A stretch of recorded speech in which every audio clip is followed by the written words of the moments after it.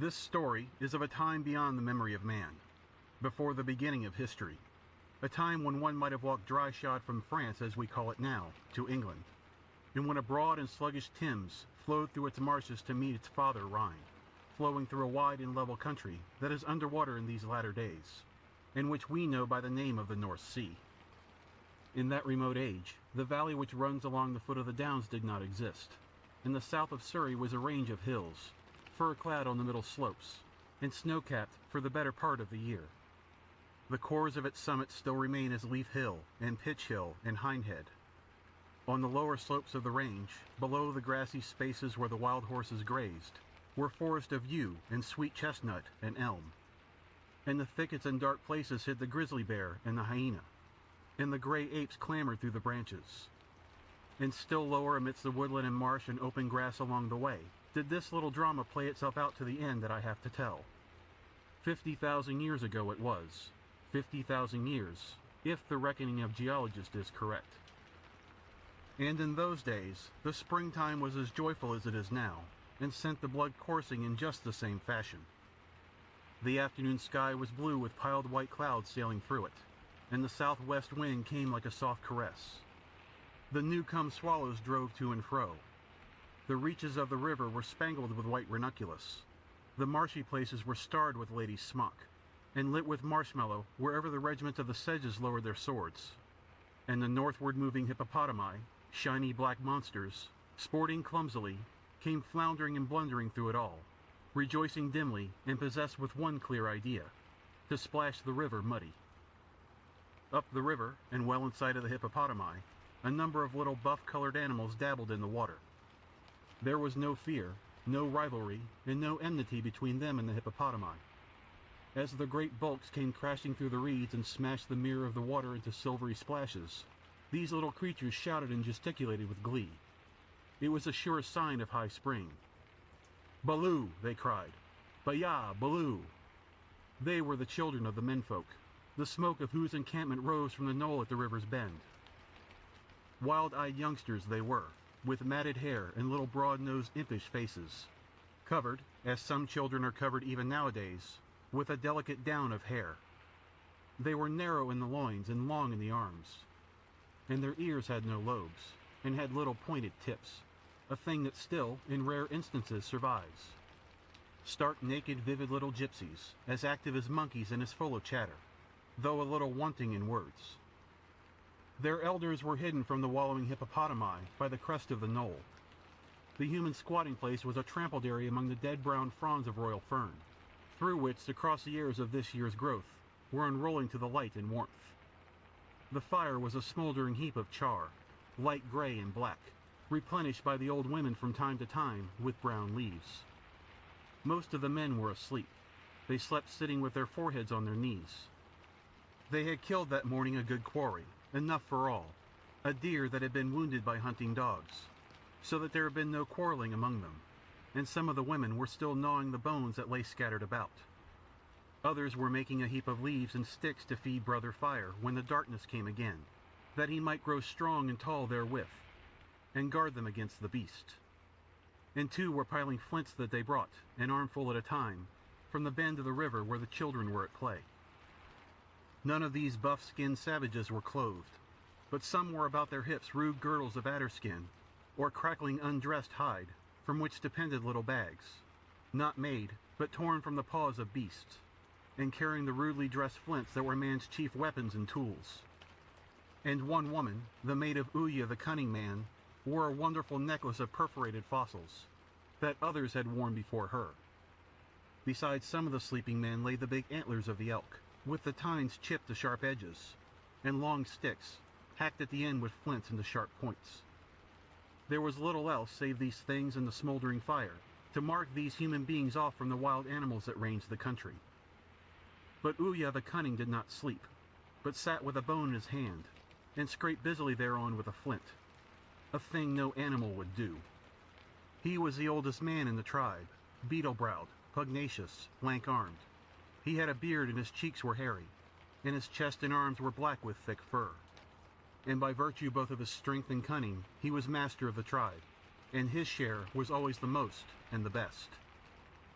Udina had hidden herself among the alders because she was afraid of Uya. She was still a girl, and her eyes were bright and her smile pleasant to see. He had given her a piece of the liver, a man's piece, and a wonderful treat for a girl to get. But as she took it, the other woman with the necklace had looked at her, an evil glance, and Uglomi had made a noise in his throat. At that, Uya had looked at him long and steadfastly, and Uglomi's face had fallen. And then Uya had looked at her. She was frightened, and she had stolen away, while the feeding was still going on, and Uya was busy with the marrow of her bone. Afterwards, he had wandered about as if looking for her, and now she crouched among the alders, wondering mightily what Uya might be doing with the flint and the bone. And Uglomi was not to be seen. Presently a squirrel came leaping through the alders, and she lay so quiet the little man was within 6 feet of her before he saw her. Whereupon he dashed up a stem in a hurry and began to chatter and scold her. "What are you doing here?" he asked. "Away from the other men beast." "Peace," said Udina, but he only chattered more. And then she began to break off the little black cones to throw at him. He dodged and defied her, and she grew excited and rose up to throw better. And then she saw Uya coming down the knoll. He had seen the movement of her pale arm amidst the thicket. He was very keen-eyed. At that, she forgot the squirrel and set off through the alders and reeds as fast as she could go. She did not care where she went, so long as she escaped Uya. She splashed nearly knee-deep through a swampy place, and saw in front of her a slope of ferns, growing more slender and green as they passed up out of the light into the shade of the young chestnuts. She was soon amidst the trees. She was very fleet of foot, and she ran on and on until the forest was old and the vales great, and the vines about their stems where the light came were thick as young trees, and the ropes of ivy stout and tight. On she went, and she doubled and doubled again, and then at last lay down amidst some ferns in a hollow place near a thicket, and listened, with her heart beating in her ears. She heard footsteps presently rustling among the dead leaves, far off, and they died away, and everything was still again, except the scandalizing of the midges, for the evening was drawing on, and the incessant whisper of the leaves. She laughed silently to think the cunning Uya should go by her. She was not frightened. Sometimes, playing with the other girls and lads, she had fled into the wood, though never so far as this. It was pleasant to be hidden and alone.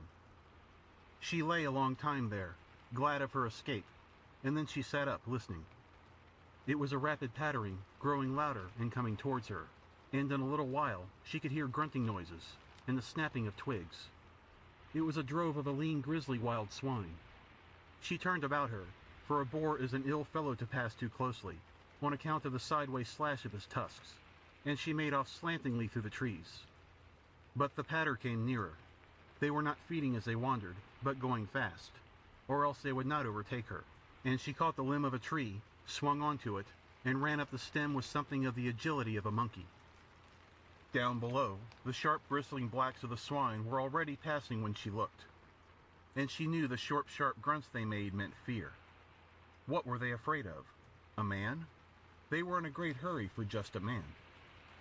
And then, so suddenly, it made her grip on the branch tighten involuntarily. A fawn started in the brake and rushed after the swine. Something else went by, low and gray, with a long body. She did not know what it was. Indeed, she saw it only momentarily through the interstices of the young leaves. And then there came a pause. She remained stiff and expectant, as rigid almost as though she was a part of the tree she clung to, peering down. Then, far away among the trees, clear for a moment, then hidden, then visible knee-deep in ferns, then gone again, ran a man. She knew it was young Uglomi by the fair color of his hair, and there was red upon his face. Somehow his frantic flight and that scarlet mark made her feel sick. And then nearer, running heavily and breathing hard, came another man. At first she could not see, and then she saw, foreshortened and clear to her, Uya, running with great strides and his eyes staring. He was not going after Uglomi. His face was white. It was Uya, afraid. He passed, and was still loud hearing, when something else, something large and with grizzled fur, swinging along with slow, swift strides, came rushing in pursuit of him. Udina suddenly became rigid, ceased to breathe, her clutch convulsive, and her eyes staring. She had never seen the thing before. She did not even see him clearly now, but she knew at once it was the terror of the wood shade. His name was a legend. The children would frighten one another, frighten even themselves with his name, and run screaming to the squatting place. No man had ever killed any of his kind. Even the mighty mammoth feared his anger. It was the grizzly bear, the lord of the world as the world went then. As he ran, he made a continuous growling grumble. Men in my very lair, fighting in blood, at the very mouth of my lair. Men, men, men, fighting in blood. For he was the lord of the wood and of the caves. Long after he had passed, she remained, a girl of stone, staring down through the branches. All her power of action had gone from her. She gripped by instinct with hands and knees and feet. It was some time before she could think, and then only one thing was clear in her mind, that the terror was between her and the tribe, that it would be impossible to descend. Presently, when her fear was a little abated, she clambered into a more comfortable position, where a great branch forked. The trees rose about her, so that she could see nothing of Brother Fire, who was black by day. Birds began to stir, and things that had gone into hiding for fear of her movements crept out. After a time, the taller branches flamed out at the touch of the sunset. High overhead, the rooks, who were wiser than men, went cawing home to their squatting places among the elms. Looking down, things were clearer and darker. Udina thought of going back to the squatting place. She let herself down some way, and then the fear of the terror of the woodshade came again. While she hesitated, a rabbit squealed dismally, and she dared not descend further. The shadows gathered, and the deeps of the forest began stirring. Udina went up the tree again to be nearer the light. Down below, the shadows came out of their hiding places and walked abroad. Overhead the blue deepened. A dreadful stillness came, and then the leaves began whispering. Udina shivered and thought of Brother Fire. The shadows now were gathering in the trees. They sat on the branches and watched her. Branches and leaves were turned to ominous, quiet black shapes that would spring on her if she stirred. Then the white owl, flitting silently, came ghostly through the shades. Darker grew the world and darker, until the leaves and twigs against the sky were black, and the ground was hidden. She remained there all night, an age-long vigil, straining her ears for the things that went on below in the darkness, and keeping motionless lest some stealthy beast should discover her. Man in those days was never alone in the dark, save for such rare accidents as this. Age after age he had learnt the lesson of its terror, a lesson we poor children of his have nowadays painfully to unlearn. Udina, though in age a woman, was in heart like a little child. She kept as still, poor little animal, as a hare before it is started. The stars gathered and watched her one grain of comfort. In one bright one, she fancied there was something like Uglomi, and then she fancied it was Uglomi, and near him, red and duller, was Uya, and as the night passed, Uglomi fled before him up the sky. She tried to see Brother Fire, who guarded the squatting place from beast, but he was not in sight, and far away she heard the mammoths trumpeting as they went down to the drinking place, and once some huge bulk with heavy paces hurried along, making a noise like a calf, but what it was she could not see. But she thought from the voice it was Yah the rhinoceros, who stabs with his nose, goes always alone, and rages without cause. At last, the little stars began to hide, and then the larger ones. It was like all the animals vanishing before the terror. The sun was coming, lord of the sky, as the grizzly was lord of the forest. Udina wondered what would happen if one star stayed behind, and then the sky paled to the dawn. When the daylight came, the fear of lurking things passed, and she could descend. She was stiff, but not so stiff as you would have been, dear young lady, by virtue of your upbringing. And as she had not been trained to eat at least once in 3 hours, but instead had often fasted 3 days, she did not feel uncomfortably hungry. She crept down the tree very cautiously, and went her way stealthily through the wood, and not a squirrel sprang or a deer started, but the terror of the grizzly bear froze her marrow. Her desire was now to find her people again. The dread of Uya the Cunning was consumed by the greater dread of loneliness. But she had lost her direction. She had run heedlessly overnight, and she could not tell whether the squatting place was sunward or where it lay. Ever and again she stopped and listened, and at last, very far away, she heard a measured chunking. It was so faint, even in the morning stillness, that she could tell it must be far away. But she knew the sound was that of a man sharpening a flint. Presently the trees began to thin out, and then came a regiment of needles barring the way. She turned aside, and then she came to a fallen tree that she knew, with a noise of bees about it. And so presently she was in sight of the knoll, very far off, and the river under it, and the children and the hippopotami, just as they had been yesterday, and the thin spire of smoke swaying in the morning breeze. Far away by the river was the cluster of alders where she had hidden, and at the sight of that the fear of Uya returned, and she crept into a thicket of bracken, out of which a rabbit scuttled, and lay a while to watch the squatting place. The men were mostly out of sight, saving Wayu the flint chopper, and at that she felt safer. They were away hunting food, no doubt. Some of the women, too, were down in the streams, stooping intent, seeking mussels, crayfish, and water snails. And at the sight of their occupation, Udina felt hungry. She rose and ran through the fern, designing to join them. And as she went, she heard a voice among the bracken calling softly. She stopped. Then suddenly, she heard a rustle behind her, and turning, saw Uglomi rising out of the fern. There were streaks of brown blood and dirt on his face, and his eyes were fierce, and the white stone of Uya, the white firestone that none but Uya dared to touch, was in his hand. In a stride he was beside her and gripped her arm. He swung her about, and thrust her before him towards the woods. "Uya," he said, and waved his arms about. She heard a cry, looked back, and saw all the women standing up, and 2 wading out of the stream.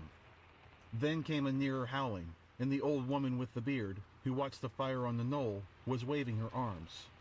And Wayu, the man who had been chipping the flint, was getting to his feet. The little children, too, were hurrying and shouting. "Come," said Uglomi, and dragged her by the arm. She still did not understand. "Uya has called the death word," said Uglomi, and she glanced back at the screaming curve of figures, and understood.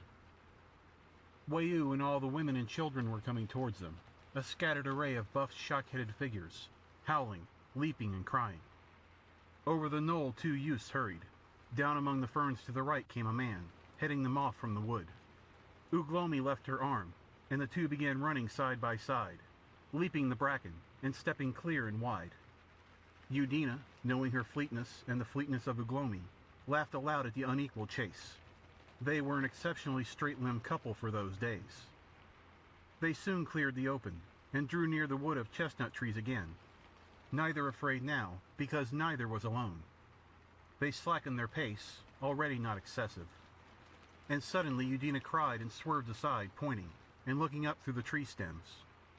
Uglomi saw the feet and legs of men running towards him. Udina was already running off at a tangent.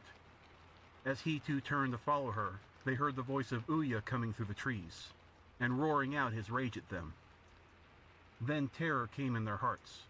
Not the terror that numbs, but the terror that makes one silent and swift. They were cut off now on 2 sides. They were in a sort of corner of pursuit. On the right hand and nearby them came the men, swift and heavy, with bearded Uya, antler in hand, leading them. And on the left, scattered as one scatters corn, yellow dashes among the fern and grass, ran Wayu and the women. And even the little children from the shallow had joined the chase. The 2 parties converged upon them. Off they went, with Udina ahead. They knew there was no mercy for them.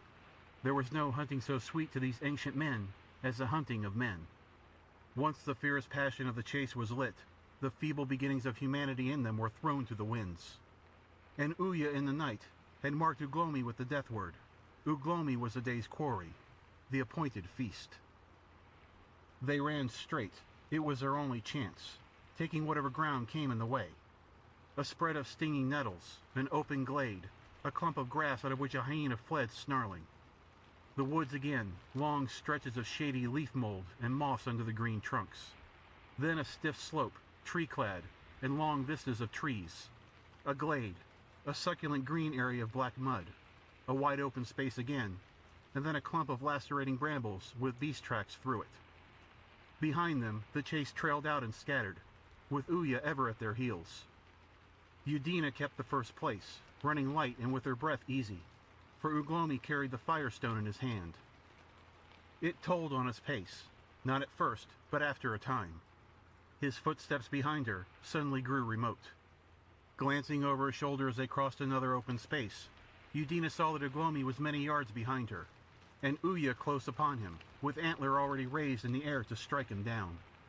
Wayu and the others were but just emerging from the shadow of the woods.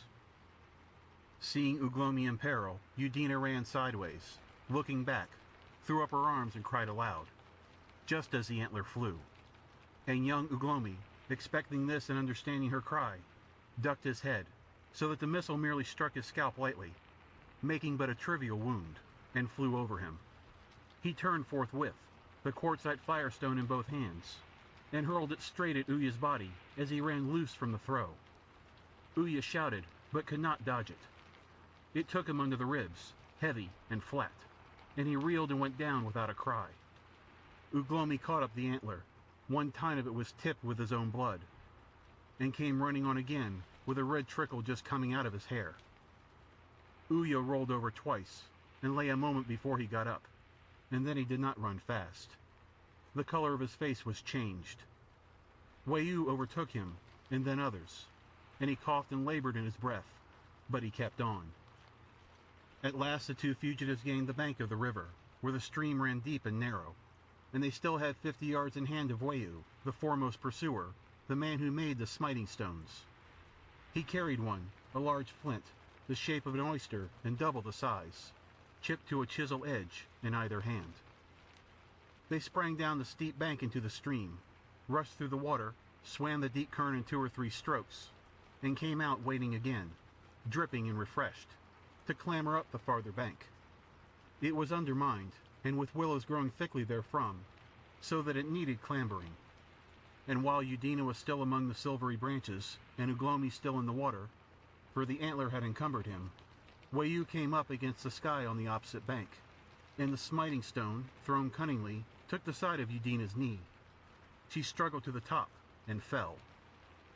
They heard the pursuers shout to one another, and Uglomi, climbing to her and moving jerkily to mar Wayu's aim, felt the second smiting stone graze his ear, and heard the water splash below him. Then it was Uglomi, the stripling, proved himself to have come to man's estate.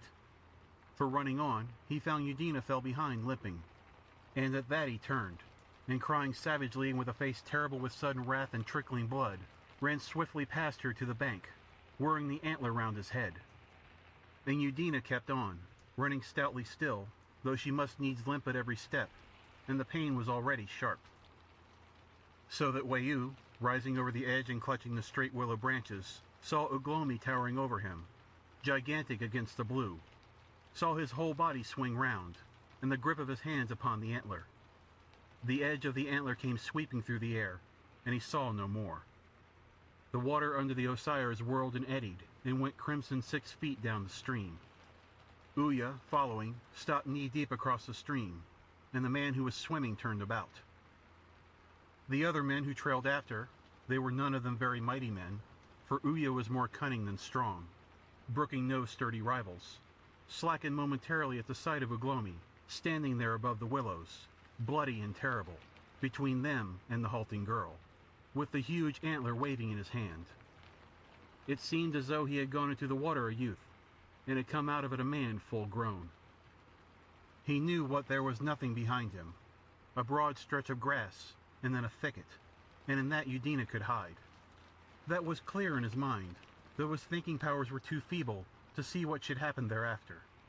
Uya stood knee-deep, undecided and unarmed. His heavy mouth hung open, showing his canine teeth, and he panted heavily. His side was flushed and bruised under the hair. The other man beside him carried a sharpened stick. The rest of the hunters came up one by one to the top of the bank, hairy, long-armed men clutching flints and sticks. Two ran off along the bank downstream, and then clambered into the water, where Wayu had come to the surface struggling weakly. Before they could reach him, he went under again. Two others threatened Uglomi from the bank. He answered back, shouts, vague insults, gestures. Then Uya, who had been hesitating, roared with rage, and whirling his fist, plunged into the water. His followers splashed after him. Uglomi glanced over his shoulder and found Udina already vanished into the thicket. He would perhaps have waited for Uya, but Uya preferred to spar in the water below him until the others were beside him. Human tactics in those days, in all serious fighting, were the tactics of the pack. Prey that turned at bay, they gathered around and rushed. Uglomi felt the rush coming, and hurling the antler at Uya, turned about and fled. When he halted to look back from the shadow of the thicket, he found only 3 of his pursuers had followed him across the river, and they were going back again. Uya, with a bleeding mouth, was on the farther side of the stream again, but lower down, and holding his hand to his side. The others were in the river dragging something to shore. For a time at least, the chase was intermitted. Uglomi stood watching for a space, and snarled at the sight of Uya. Then he turned and plunged into the thicket. In a minute, Udina came hastening to join him, and they went on hand in hand. He dimly perceived the pain she suffered from the cut and bruised knee, and chose the easier ways. But they went on all that day, mile after mile, through wood and thicket, until at last they came to the chalkland, open grass with rare woods of beech, and the birch growing near water, and they saw the Wealden Mountains near, and groups of horses grazing together. They went circumspectly, keeping always near thicket and cover, for this was a strange region. Even its ways were strange. Steadily the ground rose, until the chestnut forest spread wide and blue below them, and the Thames marshes rode silvery, high and far. They saw no men, for in those days men were still only just come into this part of the world, and were moving but slowly along the river ways. Towards evening, they came on the river again, but now it ran in a gorge, between high cliffs of white chalk that sometimes overhung it. Down the cliffs was a scrub of birches, and there were many birds there, and high up the cliff was a little shelf by a tree, whereon they clambered to pass the night. They had had scarcely any food. It was not the time of year for berries, and they had had no time to go aside to snare or waylay. They tramped in a hungry, weary silence, gnawing at twigs and leaves. But over the surface of the cliffs were a multitude of snails, and in a bush were the freshly laid eggs of a little bird. And then Uglomi threw at and killed a squirrel in a beech tree, so that at last they fed well. Uglomi watched during the night, his chin on his knees, and he heard young foxes crying hard by, and the noise of mammoths down the gorge, and the hyenas yelling and laughing far away. It was chilly, but they dared not light a fire. Whenever he dozed, his spirit went abroad, and straightway met with the spirit of Uya, and they fought. And always Uglomi was paralyzed, so that he could not smite nor run, and then he would wake suddenly. Udina, too, dreamt evil things of Uya, so that they both awoke with a fear of him in their hearts. And by the light of dawn, they saw a woolly rhinoceros go blundering down the valley.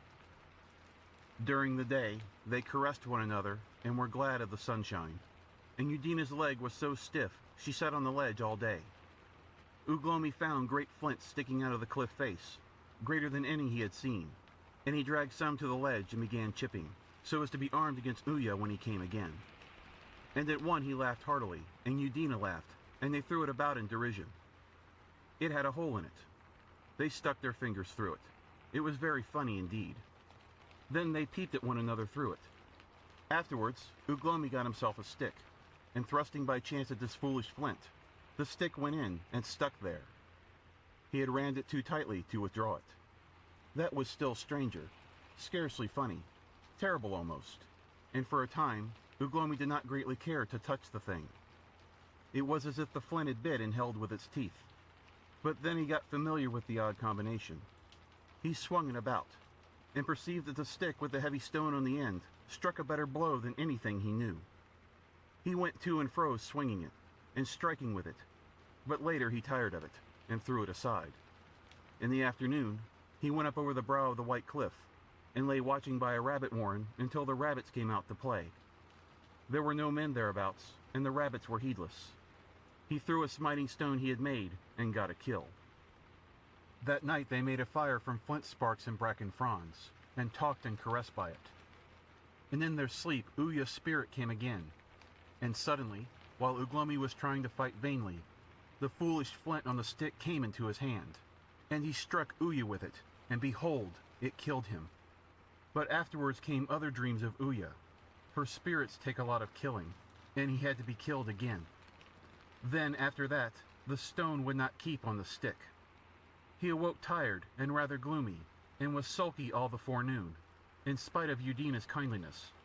And instead of hunting, he sat chipping a sharp edge to the singular flint, and looking strangely at her. Then he bound the perforated flint onto the stick with strips of rabbit skin, and afterwards he walked up and down the ledge, striking with it and muttering to himself, and thinking of Uya.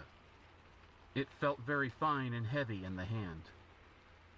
Several days, more than there was any counting in those days, 5 days it may be, or 6, did Uglomi and Udina stay on that shelf in the gorge of the river, and they lost all fear of men, and their fire burnt redly of a night. And they were very merry together.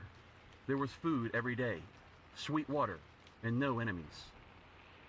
Udina's knee was well in a couple of days, for those ancient savages had quick healing flesh. Indeed, they were very happy.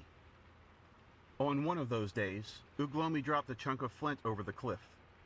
He saw it fall, and go bounding across the river bank into the river, and after laughing and thinking it over a little, he tried another. This smashed a bush of hazel in the most interesting way.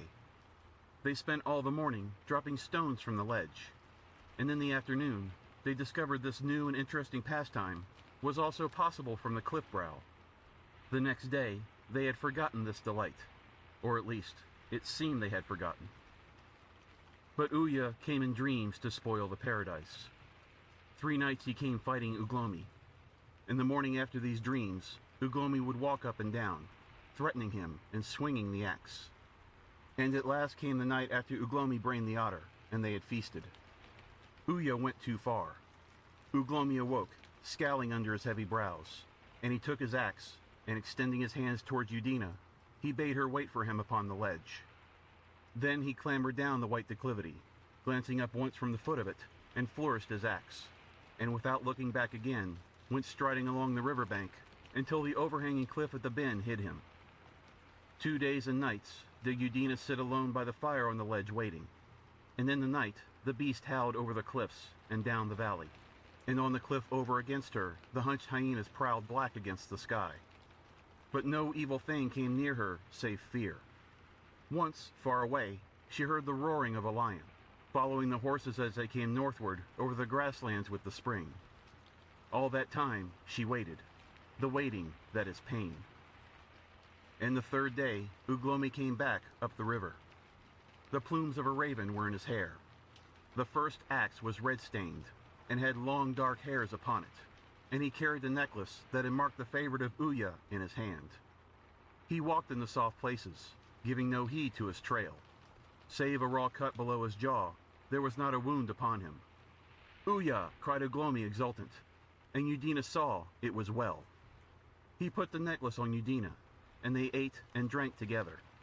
And after eating, he began to rehearse the whole story from the beginning, when Uya had cast his eyes on Udina, and Uya and Uglomi, fighting in the forest, had been chased by the bear, eking out his scanty words with abundant pantomime, springing to his feet and whirling the stone axe round when it came to the fighting. The last fight was a mighty one, stamping and shouting, and once a blow at the fire that sent a torrent of sparks up into the night. And Udina sat red in the light of the fire, gloating on him, her face flushed and her eyes shining, and the necklace Uya had made about her neck. It was a splendid time, and the stars that looked down upon us looked down upon her, our ancestor, who has been dead now these 50,000 years. End of Section 1.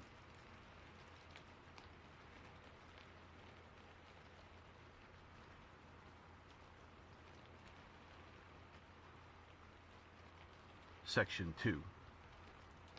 The Cave Bear.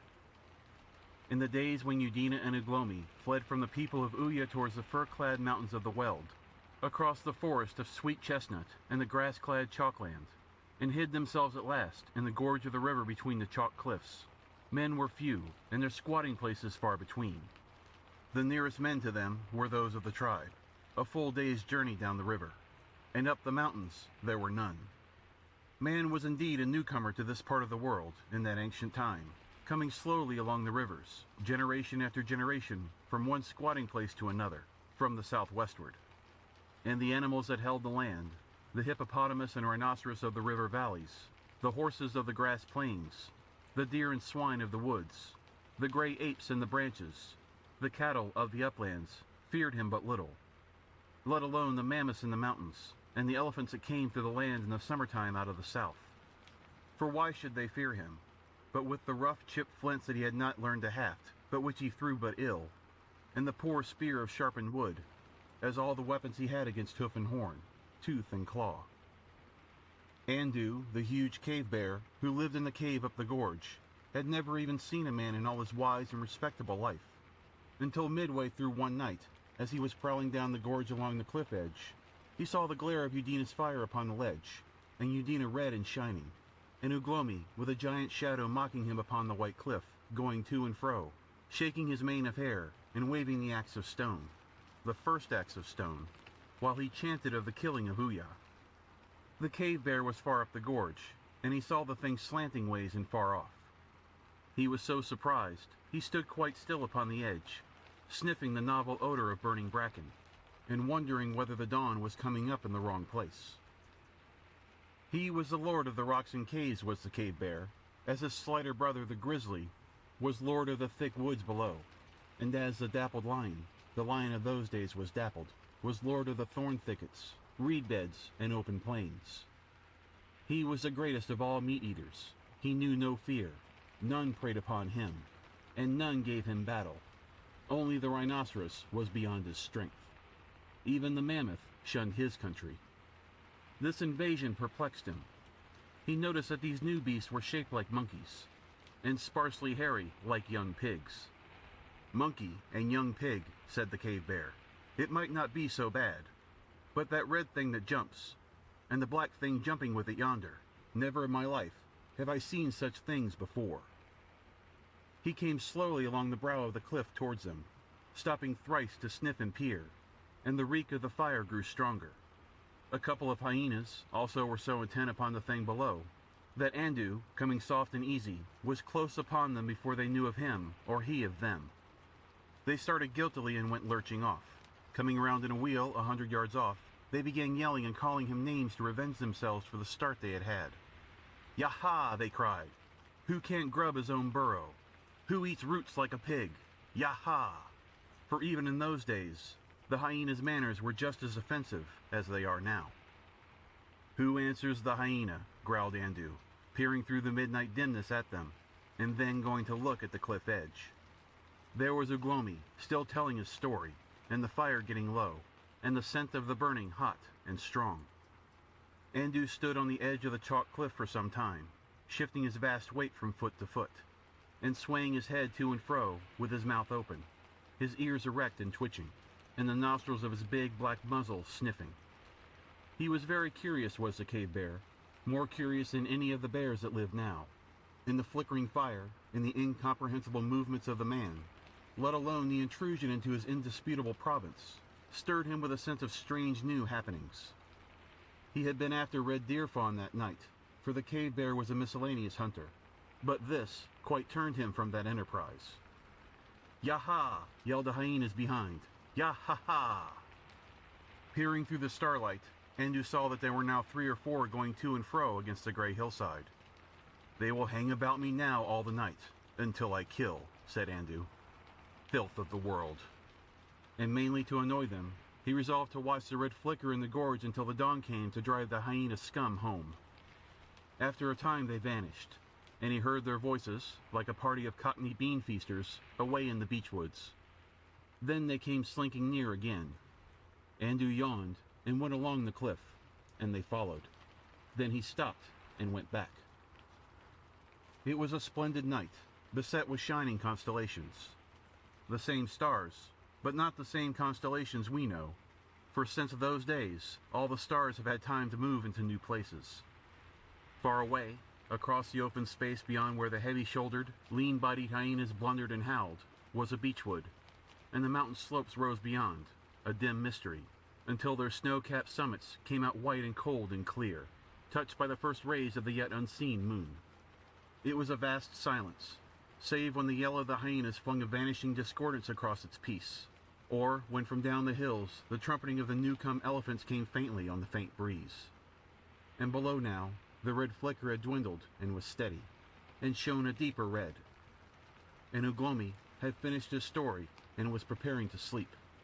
And Udina sat and listened to the strange voices of unknown beasts, and watched the dark eastern sky growing deeply luminous at the advent of the moon. Down below, the river talked to itself, and things unseen went to and fro. After a time, the bear went away, but in an hour he was back again. Then, as if struck by a thought, he turned and went up the gorge. The night passed, and Uglomi slept on. The waning moon rose and lit the gaunt white cliffs overhead with a light that was pale and vague. The gorge remained in a deeper shadow and seemed all the darker. Then, by imperceptible degrees, the day came stealing in the wake of the moonlight. Udina's eyes wandered to the cliff brow overhead once, and then again. Each time the line was sharp and clear against the sky, and yet she had a dim perception of something lurking there. The red of the fire grew deeper and deeper. Gray scales spread upon it. Its vertical column of smoke became more and more visible. And up and down the gorge, things that had been unseen grew clear in the colorless illumination. She may have dozed. Suddenly she started up from her squatting position, erect and alert, scrutinizing the cliff up and down. She made the faintest sound, and Uglomi too, light sleeping like an animal, was instantly awake. He caught up his axe and came noiselessly to her side. The light was still dim, the world now all black and dark gray, and one sickly star still lingered overhead. The ledge they were on was a little grassy space, 6 feet wide perhaps, and 20 feet long, sloping outwardly with a handful of St. John's wort growing near the edge. Below it, the soft white rock fell away in a steep slope of nearly 50 feet to the thick bush of hazel that fringed the river. Down the river, this slope increased, until some way off a thin grass held its own right up to the crest of the cliff. Overhead, 40 or 50 feet of rock bulged into the great masses characteristic of chalk, but at the end of the ledge a gully, a precipitous groove of discolored rock, slashed the face of the cliff, and gave a footing to a scrubby growth, by which Udina and Uglomi went up and down. They stood as noiseless as startled deer, with every sense expectant. For a minute they heard nothing, and then came a faint rattling of dust down the gully, and the creaking of twigs. Uglomi gripped his axe, and went to the edge of the ledge, for the bulge of the chalk overhead had hidden the upper part of the gully. And forthwith, with a sudden contraction of the heart, he saw the cave bear halfway down from the brow, and making a gingerly backward step with his flat hind foot. His hindquarters were toward Uglomi, and he clawed at the rocks and bushes, so that he seemed flattened against the cliff. He looked none the less for that. From his shining snout to his stumpy tail, he was a lion and a half, the length of 2 tall men. He looked over his shoulder, and his huge mouth was open with the exertion of holding up his great carcass, and his tongue lay out. He got his footing, and came slowly, a yard nearer.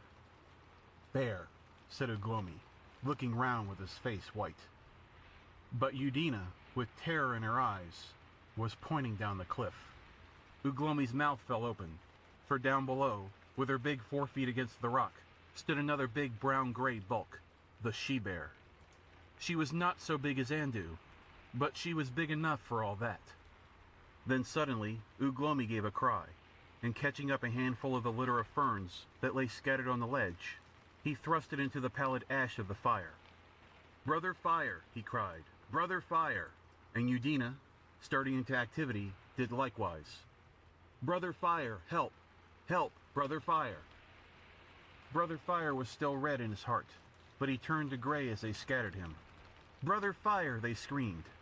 But he whispered and passed, and there was nothing but ashes. Then Uglomi danced with anger and struck the ashes with his fist.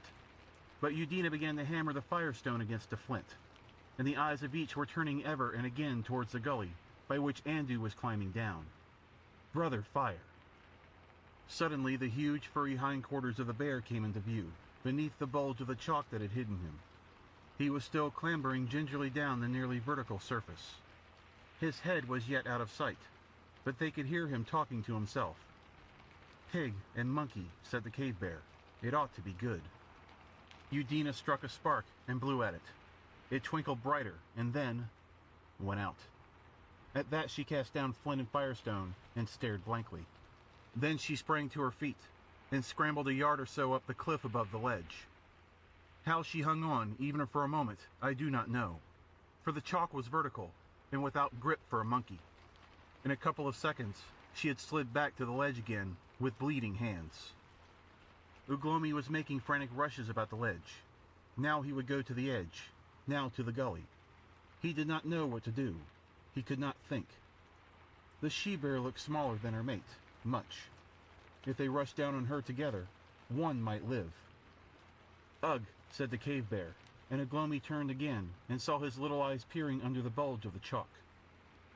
Udina, cowering at the edge of the ledge, began to scream like a gripped rabbit. At that, a sort of madness came upon Uglomi. With a mighty cry, he caught up his axe and ran towards Andu. The monster gave a grunt of surprise. In a moment, Uglomi was clinging to a bush right underneath the bear, and in another, he was hanging to its back, half buried in fur, with one fist clutched in the hair under its jaw. The bear was too astonished at this fantastic attack to do more than cling passive. And then the axe, the first of all axes, rang on its skull. The bear's head twisted from side to side, and he began a petulant, scolding growl. The axe bit within an inch of the left eye, and the hot blood blinded that side. At that, the brute roared with surprise and anger, and its teeth gnashed 6 inches from Uglomi's face. Then the axe, clubbed close, came down heavily upon the corner of the jaw. The next blow blinded the right side and called forth a roar, this time of pain. Udina saw the huge flat feet slipping and sliding, and suddenly the bear gave a clumsy leap sideways, as if for the ledge. Then everything vanished, and the hazels smashed, and a roar of pain and tumult of shouts and growls came up from far below. Udina screamed and ran to the edge and peered over. For a moment, man and bears were a heap together, Uglomi uppermost. And then he had sprung clear and was scaling the gully again, with the bears rolling and striking at one another among the hazels. But he had left his axe below, and 3 knob-ended streaks of carmine were shooting down his thigh.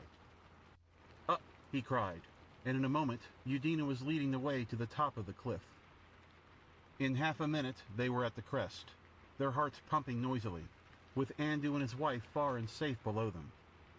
Andu was sitting on his haunches, both paws at work, trying with quick, exasperated movements to wipe the blindness out of his eyes. And the she-bear stood on all fours a little way off, ruffled in appearance and growling angrily. Uglomi flung himself flat on the grass, and lay panting and bleeding with his face on his arms. For a second, Udina regarded the bears. Then she came and sat beside him, looking at him. Presently, she put forth her hand timidly and touched him, and made the guttural sound that was his name. He turned over and raised himself on his arm. His face was pale, like the face of one who is afraid. He looked at her steadfastly for a moment, and then suddenly he laughed. "Wah!" he said exultantly. "Wah!" said she. A simple, but expressive conversation. Then Uglomi came and knelt beside her, and on hands and knees peered over the brow and examined the gorge. His breath was steady now, and the blood on his leg had ceased to flow, though the scratches the she-bear had made were open and wide. He squatted up and sat staring at the footmarks of the great bear as they came to the gully. They were as wide as his head and twice as long. Then he jumped up and went along the cliff face until the ledge was visible. Here he sat down for some time thinking, while Udina watched him. Presently, she saw the bears had gone. At last Uglomi rose, as one whose mind is made up. He returned towards the gully, Udina keeping close by him, and together they clambered to the ledge. They took the firestone and a flint, and then Uglomi went down to the foot of the cliff very cautiously and found his axe. They returned to the cliff as quietly as they could and set off at a brisk walk. The ledge was home no longer, with such callers in the neighborhood. Uglomi carried the axe, and Udina the firestone. So simple was a Paleolithic removal. They went upstream, although it might lead to the very lair of the cave bear, because there was no other way to go.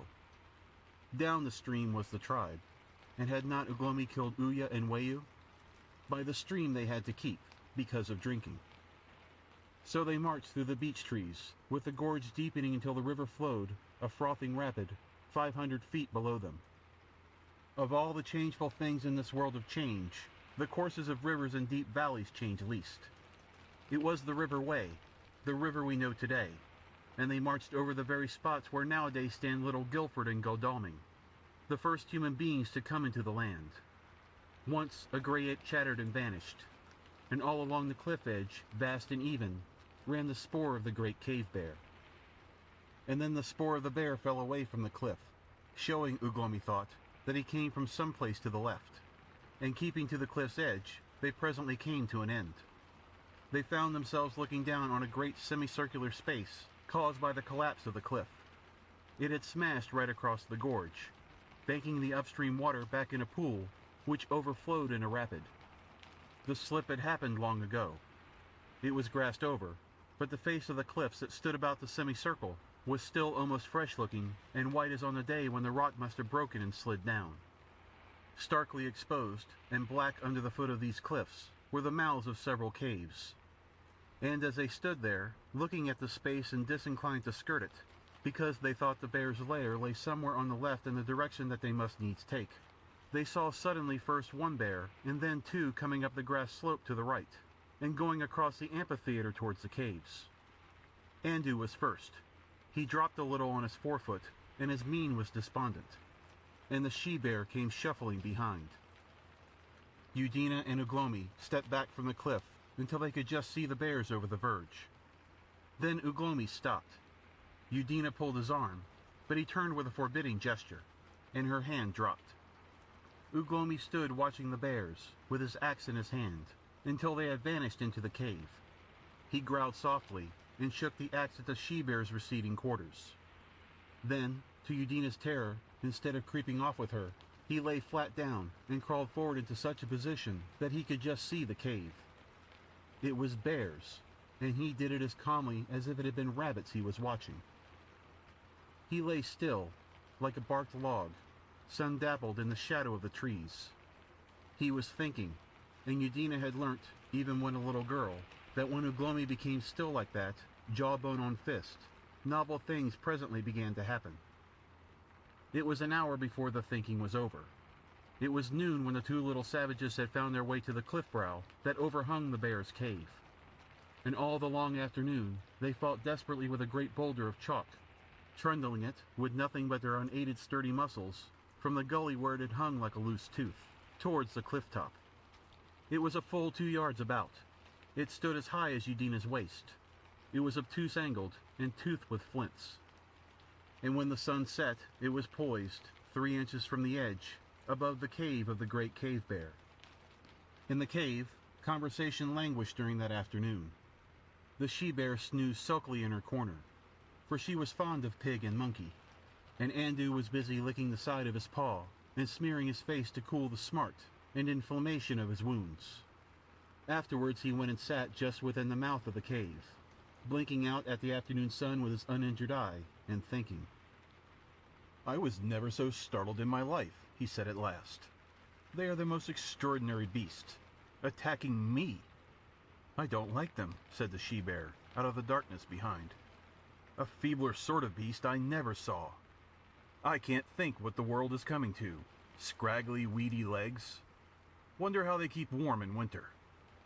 "Very likely they don't," said the she-bear. "I suppose it's a sort of monkey gone wrong."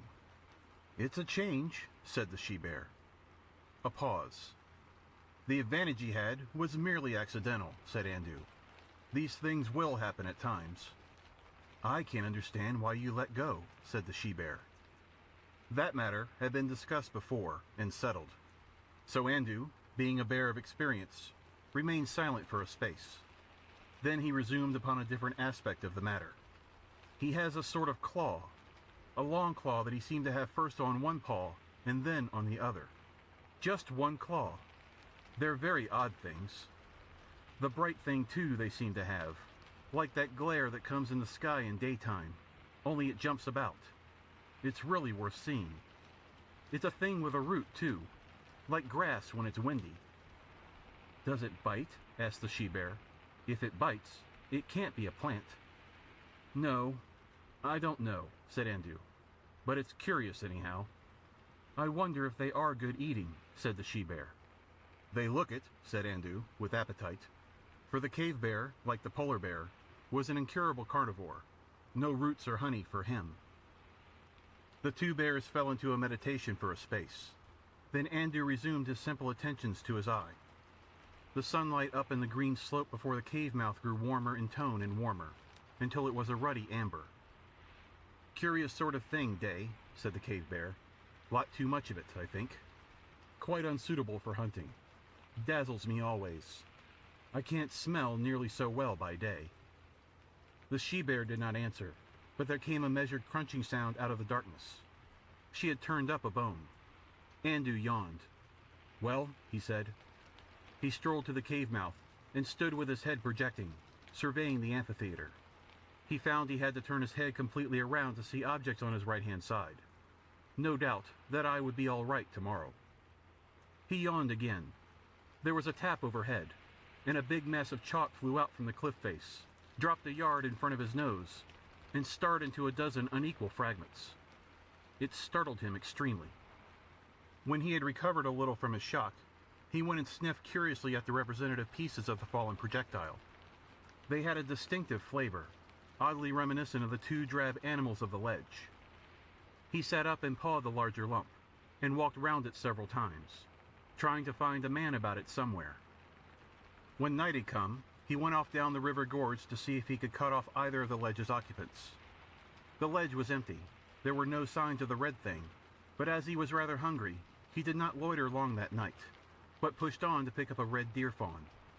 He forgot about the drab animals.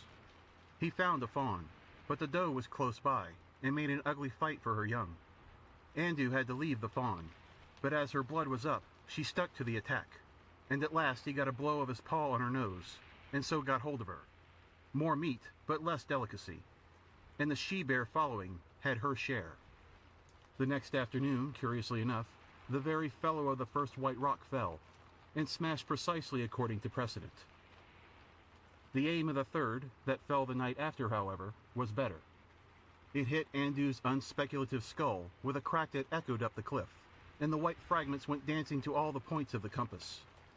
The she-bear, coming after him and sniffing curiously at him, found him lying in an odd sort of attitude, with his head wet and all out of shape. She was a young she-bear and inexperienced, and having sniffed about him for some time and licked him a little and so forth, she decided to leave him until the odd mood had passed, and went on with her hunting alone. She looked up the fawn of the red doe they had killed 2 nights ago, and found it. But it was lonely hunting without Andu, and she returned caveward before dawn. The sky was gray and overcast. The trees up the gorge were black and unfamiliar, and into her ursine mind came a dim sense of strange and dreary happenings. She lifted up her voice and called Andu by name. The sides of the gorge re-echoed her. As she approached the caves, she saw in the half-light and heard a couple of jackals scuttle off. And immediately after, a hyena howled, and a dozen clumsy bulks went lumbering up the slope, and stopped and yelled derision. Lord of the rocks and caves, Yaha! Came down the wind. The dismal feeling in the she-bear's mind became suddenly acute. She shuffled across the amphitheater. Yaha! Said the hyenas retreating. Yaha! The cave bear was not lying quite in the same attitude, because the hyenas had been busy, and in one place his ribs showed white. Dotted over the turf about him lay the smashed fragments of the 3 great lumps of chalk, and the air was full of the scent of death. The she-bear stopped dead. Even now, that the great and wonderful Andu was killed was beyond her believing. Then she heard far overhead a sound, a queer sound, a little like the shout of a hyena, but fuller and lower in pitch. She looked up, her little dawn-blinded eyes seeing little, her nostrils quivering. And there, on the cliff edge, far above her against the bright pink of dawn, were two little shaggy round dark things, the heads of Udina and Uglomi, as they shouted derision at her. But though she could not see them very distinctly, she could hear, and dimly she began to apprehend. A novel feeling, as of imminent strange evils, came into her heart. She began to examine the smashed fragments of chalk that lay about Andu. For a space she stood still, looking about her and making a low, continuous sound that was almost a moan. Then she went back incredulously to Andu, to make one last effort to rouse him. End of Section 2.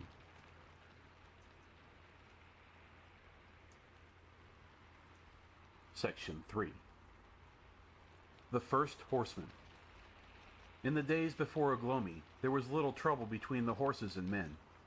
They lived apart, the men in the river swamps and thickets, the horses in the wide grassy uplands between the chestnuts and the pines. Sometimes a pony would come straying into the clogging marshes to make a flint-hacked meal, and sometimes the tribe would find one, the kill of a lion, and drive off the jackals, and feast heartily while the sun was high. These horses of the old times were clumsy at the fetlock, and dun-colored with a rough tail and big head. They came every springtime northward into the country, after the swallows and before the hippopotami, as the grasses in the wide downland stretches grew long. They came only in small bodies thus far, each herd, a stallion and 2 or 3 mares, and a foal or so, having its own stretch of country, and they went again when the chestnut trees were yellow, and the wolves came down the Weldon mountains. It was their custom to graze right out in the open, going into cover only in the heat of day. They avoided the long stretches of thorn and beechwood, preferring an isolated group of trees void of ambuscade, so that it was hard to come upon them. They were never fighters, their heels and teeth were for one another, but in the clear country, once they were started, no living thing came near them, though perhaps the elephant might have done so had he felt the need. And in those days, man seemed a harmless thing enough. No whisper of prophetic intelligence told the species of the terrible slavery that was to come, of the whip and spur and bearing rein, the clumsy load in the slippery street, the insufficient food, and the knacker's yard that was to replace the wide grassland and the freedom of the earth. Down in the way marshes, Uglomi and Udina had never seen the horses closely, but now they saw them every day as the two of them raided out from their lair on the edge of the gorge, raiding together in search of food. They had returned to the ledge after the killing of Andu, for of the she-bear they were not afraid. The she-bear had become afraid of them, and when she winded them, she went aside. The two went together everywhere, for since they had left the tribe, Udina was not so much Uglomi's woman as his mate. She learnt to hunt even, as much, that is, as any woman could. She was indeed a marvelous woman. He would lie for hours watching a beast, or planning catches in that shock head of his, and she would stay beside him, with her bright eyes upon him, offering no irritating suggestions, as still as any man, a wonderful woman. At the top of the cliff was an open grassy lawn and then beechwoods, and going through the beechwoods one came to a ledge of the rolling grassy expanse, and in sight of the horses. Here, on the edge of the wood and bracken, were the rabbit burrows, and here among the fronds Udina and Uglomi would lie with their throwing stones ready, until the little people came out to nibble and play in the sunset. And while Udina would sit, a silent figure of watchfulness, regarding the burrows, Uglomi's eyes were ever away across the greensward at those wonderful grazing strangers. In a dim way, he appreciated their grace and their supple nimbleness. As the sun declined in the evening time and the heat of the day passed, they would become active, would start chasing one another, neighing, dodging, shaking their manes, coming round in great curves, sometimes so close that the pounding of the turf sounded like hurried thunder. It looked so fine that Uglomi wanted to join in badly. And sometimes one would roll over on the turf, kicking 4 hooves heavenward, which seemed formidable and was certainly much less alluring. Dim imaginings ran through Uglomi's mind as he watched. by virtue of which 2 rabbits lived the longer. And sleeping, his brains were clearer and bolder, for that was the way in those days. He came near the horses he dreamt, and fought, smiting stone against hoof. But then the horses changed to men, or at least to men with horses' heads, and he awoke in a cold sweat of terror. Yet the next day in the morning, as the horses were grazing, one of the mares whinnied, and they saw Uglomi coming up the wind. They all stopped their eating and watched him. Uglomi was not coming towards them, but strolling obliquely across the open, looking at anything in the world but horses. He had stuck 3 fern fronds into the mat of his hair, giving him a remarkable appearance, and he walked very slowly. "What's up now?" said the master horse, who was capable but inexperienced. "It looks more like the first half of an animal than anything else in the world," he said. "4 legs, and no hind." "It's only one of those pink monkey things," said the eldest mare. "They're a sort of river monkey. They're quite common on the plains." Uglomi continued his oblique advance. The eldest mare was struck with the want of a motive in his proceedings. "Fool," said the eldest mare, in a quick conclusive way she had. She resumed her grazing. The master horse and the second mare followed suit. "Look, he's nearer," said the foal with a stripe. One of the younger foals made uneasy movements. Uglomi squatted down and sat regarding the horses fixedly. In a little while he was satisfied that they meant neither flight nor hostilities. He began to consider his next procedure. He did not feel anxious to kill, but he had his axe with him, and the spirit of sport was upon him. How would one kill one of these creatures? These great, beautiful creatures?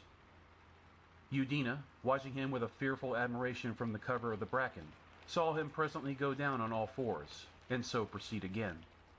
But the horses preferred him a biped to a quadruped, and the master horse threw up his head and gave the word to move. Uglomi thought they were off for good, but after a minute's gallop they came round in a wide curve, and stood winding him. Then, as a rise in the ground hid him, they tailed out, the master horse leading, and approached him spirally. He was as ignorant of the possibilities of the horse as they were of his, and at this stage it would seem he funked. He knew this kind of stalking would make red deer or buffalo charge if it were persisted in.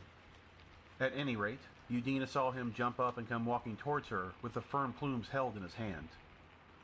She stood up, and he grinned to show that the whole thing was an immense lark, and that what he had done was just what he had planned to do from the very beginning. So that incident ended, but he was very thoughtful all that day.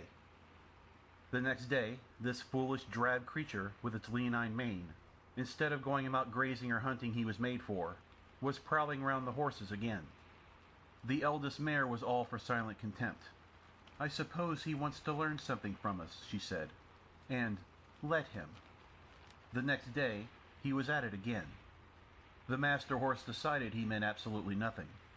But as a matter of fact, Uglomi, the first of men to feel that curious spell of the horse that binds us even to this day, meant a great deal. He admired them unreservedly. There was a rudiment of the snob in him, I am afraid, and he wanted to be near these beautifully curved animals. Then there were the vague conceptions of a kill.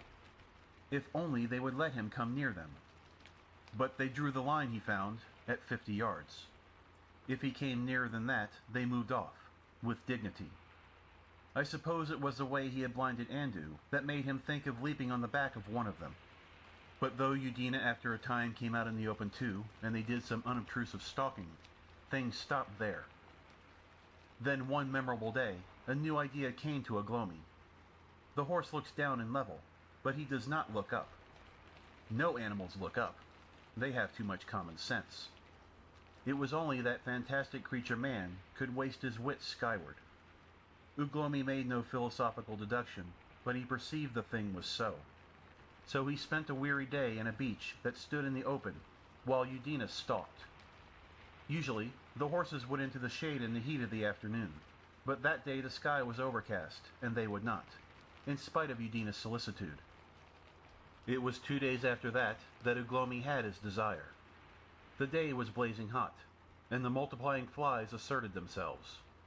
The horses stopped grazing before midday, and came into the shadow below him, and stood in couples nose to tail, flapping.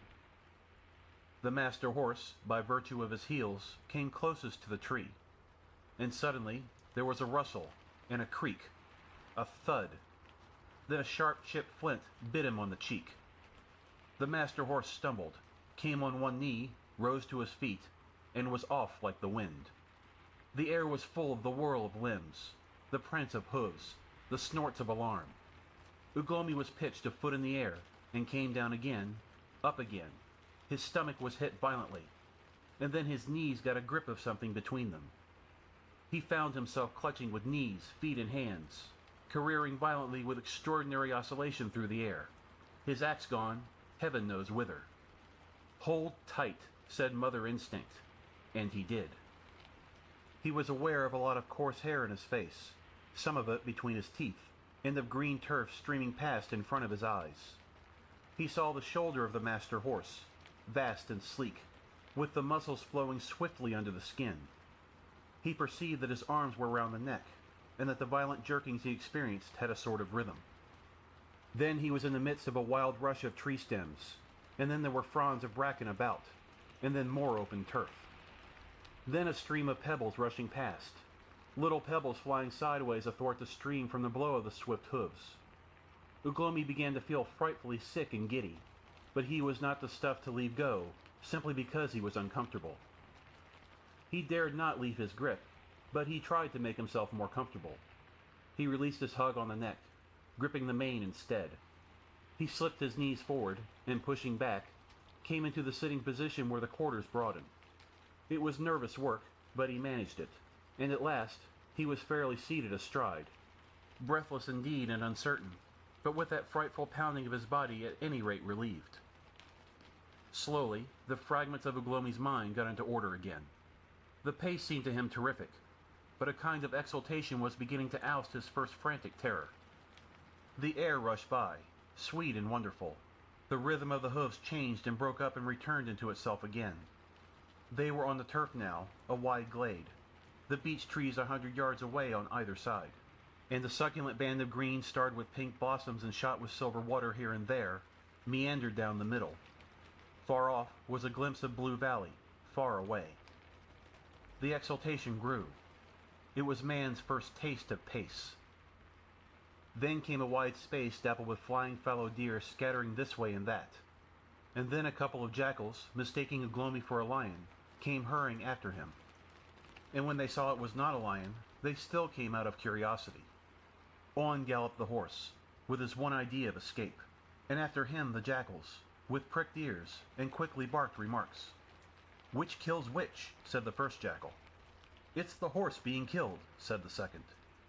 They gave the howl of following, and the horse answered to it as a horse answers nowadays to the spur. On they rushed, a little tornado through the quiet day, putting up startled birds, sending a dozen unexpected things darting to cover, raising a myriad of indignant dung-flies, smashing little blossoms, flowering complacently back into their parental turf. Trees again, and then splash, splash across a torrent. Then a hare shot out of a turf of grass under the very hooves of the master horse, and the jackals left them incontinently. So presently they broke into the open again, a wide expanse of turfy hillside, the very grassy downs that fall northward nowadays from Epsom's stand. The first hot bolt of the master horse was long since over. He was falling into a measured trot, and Uglomi, albeit bruised exceedingly, and quite uncertain of the future, was in a state of glorious enjoyment. And now came a new development. The pace broke again. The master horse came round in a short curve, and stopped dead. Uglomi became alert. He wished he had a flint, but the throwing flint he had carried in a thong about his waist was, like the axe, heaven knows where. The master horse turned his head, and Uglomi became aware of an eye and teeth. He whipped his leg into a position of security, and hit at the cheek with his fist. Then the head went down somewhere out of existence apparently, and the back he was sitting on flew up into a dome. Uglomi became a thing of instinct again, strictly prehensile. He held by knees and feet, and his head seemed sliding towards the turf. His fingers were twisted into the shock of mane, and the rough hair of the horse saved him. The gradient he was on lowered again, and then, "Whoop!" said Uglomi astonished, and the slant was the other way up. But Uglomi was 1,000 generations nearer the primordial than man. No monkey could have held on better. And the lion had been training the horse for countless generations against the tactics of rolling and rearing back. But he kicked like a master, and buck jumped rather neatly. In 5 minutes, Uglomi lived a lifetime. If he came off, the horse would kill him, he felt assured. Then the master horse decided to stick to his old tactics again, and suddenly went off at a gallop. He headed down the slope, taking the steep places at a rush, swerving neither to the right nor to the left. And as they rode down, the wide expanse of valley sank out of sight, behind the approaching skirmishers of oak and hawthorn. They skirted a sudden hollow with the pool of a spring, rank weeds and silver bushes. The ground grew softer and the grass taller, and on the right-hand side and the left came scattered bushes of may, still splashed with belated blossom. Presently the bushes thickened, until they lashed the passing rider, and little flashes and gouts of blood came out on horse and man. Then the way opened again. And then came a wonderful adventure. A sudden squeal of unreasonable anger rose amidst the bushes, the squeal of some creature bitterly wronged. And crashing after them appeared a big gray-blue shape. It was Ya, the big horned rhinoceros, in one of those fits of fury of his, charging full tilt, after the manner of his kind. He had been startled at his feeding, and someone, it did not matter who, was to be ripped and trampled therefore. He was bearing down on them from the left, with his wicked little red eye, his great horn down, and his tail like a jury mast behind him. For a minute, Uglomi was minded to slip off and dodge, and then, behold, the staccato of the hooves grew swifter, and the rhinoceros and his stumpy, hurrying little legs seemed to slide out at the back corner of Uglomi's eye. In 2 minutes, they were through the bushes of may, and out in the open, going fast. For a space he could hear the ponderous paces in pursuit receding behind him, and then it was just as if Ya had not lost his temper, as if Ya had never existed. The pace never faltered. On they rode, and on. Uglomi was now all exultation. To exult in those days was to insult. "Yaha, Big Nose," he said, trying to crane back and see some remote speck of a pursuer. "Why don't you carry your smiting stone in your fist?" he ended in a frantic whoop. But that whoop was unfortunate, for coming close to the ear of the horse, and being quite unexpected, it startled the stallion extremely. He shied violently. Uglomi suddenly found himself uncomfortable again. He was hanging on to the horse, he found, by one arm and one knee. The rest of the ride was honorable but unpleasant. The view was chiefly of blue sky, and that was combined with the most unpleasant physical sensations. Finally, a bush of thorn lashed him, and he let go. He hit the ground with his cheek and shoulder, and then, after a complicated and extraordinarily rapid movement, hit it again with the end of his backbone. He saw splashes and sparks of light and color. The ground seemed bouncing about just like the horse had done. Then he found he was sitting on turf, 6 yards beyond the bush. In front of him was a space of grass, growing greener and greener, and a number of human beings in the distance, and the horse was going round at a smart gallop, quite a long ways off to the right. The human beings were on the opposite side of the river, some still in the water, but they were all running away as hard as they could go. The advent of a monster that took to pieces was not the sort of novelty they cared for. For quite a minute, Uglomi sat regarding them in a purely spectacular spirit. The bend of the river, the knoll amongst the reeds and royal ferns, the thin streams of smoke going up to heaven, were all perfectly familiar to him. It was the squatting place of the sons of Uya from whom he had fled with Udina, and whom he had waylaid in the chestnut woods and killed with the first axe. He rose to his feet, still dazed from his fall, and as he did so, the scattering fugitives turned and regarded him. Some pointed to the receding horse and chattered. He walked slowly towards them, staring. He forgot the horse. He forgot his own bruises in the growing interest of this encounter. There were fewer of them than there had been. He supposed the others must have hid. The heap of fern for the night fire was not so high. By the flint heaps should have sat Wayu, but then he remembered he had killed Wayu. Suddenly brought back to this familiar scene, the gorge and the bears and Udina seemed things remote, things dreamt of. He stopped at the bank and stood regarding the tribe. His mathematical abilities were of the slightest, but it was certain there were fewer. The men might be away, but there were fewer women and children. He gave the shout of homecoming. His quarrel had been with Uya and Weyu, not with the others. "Children of Uya," he cried. They answered with his name, a little fearfully because of the strange way he had come. For a space they spoke together. Then an old woman lifted a shrill voice and answered him, "Our Lord is a lion." Uglomi did not understand that saying. They answered him again, several together. "Uya comes again. He comes as a lion. Our Lord is a lion. He comes at night. He slays whom he will. But none other may slay us, Uglomi. None other may slay us."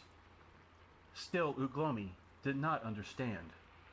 "Our Lord is a lion. He speaks no more to men." Uglomi stood regarding them.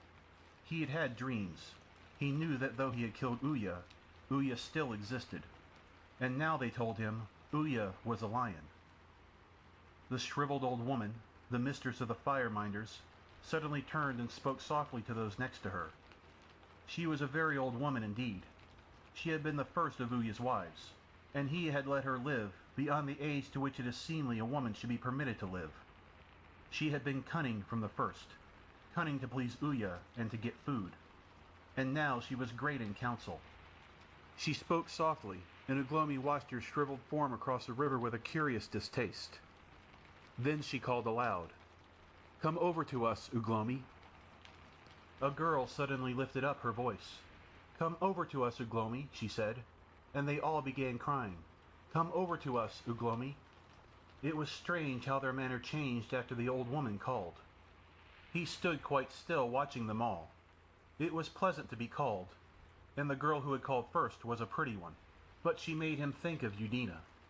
"Come over to us, Uglomi," they cried, and the voice of the shriveled old woman rose above them all. At the sound of her voice, his hesitation returned.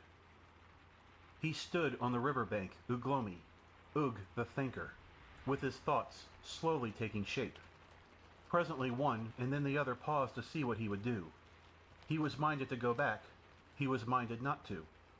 Suddenly, his fear or his caution got the upper hand. Without answering them, he turned, and walked back towards the distant thorn trees, the way he had come.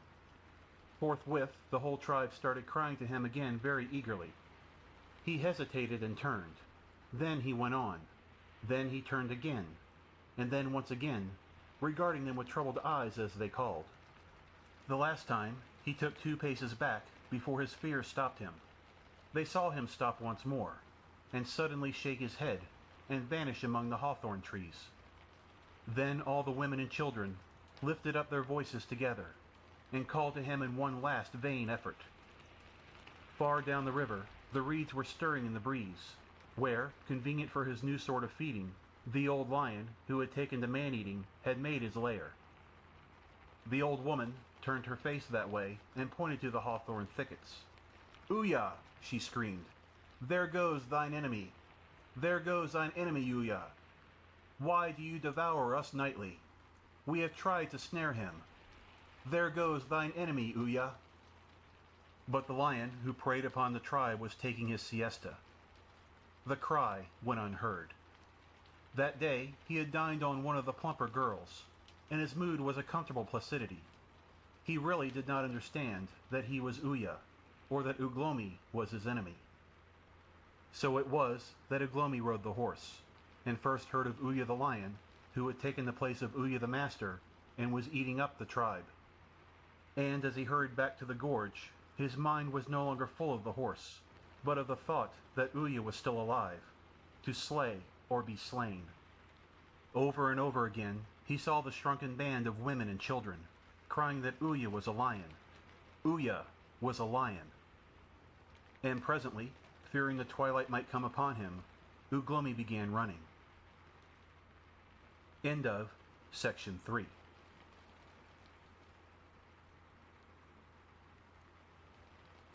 Section 4. Uya the lion. The old lion was in luck. The tribe had a certain pride in their ruler. but that was all the satisfaction they got out of it. He came the very night that Uglomi killed Uya the Cunning, and so it was that they named him Uya. It was the old woman, the fireminder, who first named him Uya. A shower had lowered the fires to a glow, and made the night dark. And as they conversed together, and peered at one another in the darkness, and wondered fearfully what Uya would do to them in their dreams now that he was dead, they heard the mounting reverberations of the lion's roar close at hand. Then everything was still. They held their breath, so that almost the only sounds were the patter of the rain and the hiss of the raindrops in the ashes. And then, after an interminable time, a crash and a shriek of fear and a growling. They sprang to their feet, shouting, screaming, running this way and that. But brands would not burn, and in a minute, the victim was being dragged away through the ferns. It was Urk, the brother of Wayu. So the lion came. The ferns were still wet from the rain the next night, and he came and took Click with the red hair. That sufficed for 2 nights, and then in the dark between the moons he came 3 nights, night after night, and that though they had good fires. He was an old lion with stumpy teeth, but very silent and very cool. He knew of fires before. These were not the first of mankind that had ministered to his old age. The 3rd night he came between the outer fire and the inner, and he leapt the flint heap, and pulled down the son of Urk, who had seemed to be like the leader. That was a dreadful night, because they lit great flares of fern and ran screaming, and the lion missed his hold of By the glare of the fire, they saw struggle up, and run a little way towards them. Then the lion in 2 bounds had him down again. That was the last of So fear came, and all the delight of spring passed out of their lives. Already there were 5 gone out of the tribe, and 4 nights added 3 more to the number. Food-seeking became spiritless. None knew who might go next. And all day the women toiled, even the favorite women, gathering litter and sticks for the night fires. And the hunters hunted ill. In the warm springtime hunger came again, as though it was still winter. The tribe might have moved had they had a leader, but they had no leader, and none knew where to go that the lion could not follow them. So the old lion waxed fat, and thanked heaven for the kindly race of men. 2 of the children and a youth died while the moon was still new, and then it was the shriveled old fireminder first bethought herself in a dream of Udina and Uglomi, and of the way Uya had been slain. She had lived in fear of Uya all her days, and now she lived in fear of the lion. That Uglomi could kill Uya for good, Uglomi whom she had seen born, was impossible. It was Uya still, seeking his enemy. And then came the strange return of Uglomi, a wonderful animal seen galloping far across the river, that suddenly changed into 2 animals, a horse and a man. Following this portent, the vision of Uglomi on the farther bank of the river, yes, it was all plain to her. Uya was punishing them, because they had not hunted down Uglomi and Udina. The men came straggling back to the chances of the night, while the sun was still golden in the sky. They were received with the story of Uglomi. She went across the river with them, and showed him a spoor, hesitating on the further bank. Sis the tracker knew the feet for Uglomi's. Uya needs Uglomi, cried the old woman, standing on the left of the bend, a gesticulating figure of flaring bronze in the sunset. Her cries were strange sounds, flitting to and fro on the borderland of speech, but this was the sense they carried. The lion needs Udina. He comes night after night seeking Udina and Uglomi. When he cannot find Udina and Uglomi, he grows angry and he kills. Hunt Udina and Uglomi. Udina whom he pursued, and Uglomi for whom he gave the death word. Hunt Udina and Uglomi. She turned to the distant reed bed, as sometimes she had turned to Uya in his life. Is it not so, my lord? She cried. And as if in answer, the tall reeds bowed before a breath of wind. Far into the twilight the sound of hacking was heard from the squatting places. It was the men sharpening their ashen spears against the hunting of the morrow. And in the night, early before the moon rose, the lion came and took the girl of Sis the tracker. In the morning before the sun had risen, Sis the tracker and the lad Wayu Haw, who now chipped flints, and One Eye and Bow, and the snail eater, the 2 red-haired men, and Catskin and Snake, all the men that were left alive of the sons of Uya, taking their ash spears and their smiting stones, and with throwing stones in the beast paw bags, started forth upon the trail of Uglomi through the hawthorn thickets, where Yah the rhinoceros and his brothers were feeding, and up the bare downland towards the beech woods. That night the fires burnt high and fierce, as the waxing moon set, and the lion left the crouching women and children in peace.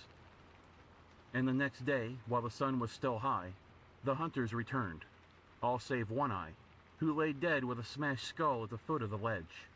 When Uglomi came back that evening from stalking the horses, he found the vultures already busy over him.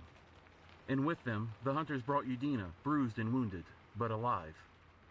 That had been the strange order of the shriveled old woman, that she was to be brought alive. She is no kill for us. She is for Uya the lion. Her hands were tied with thongs, as though she had been a man, and she came weary and drooping, her hair over her eyes and matted with blood.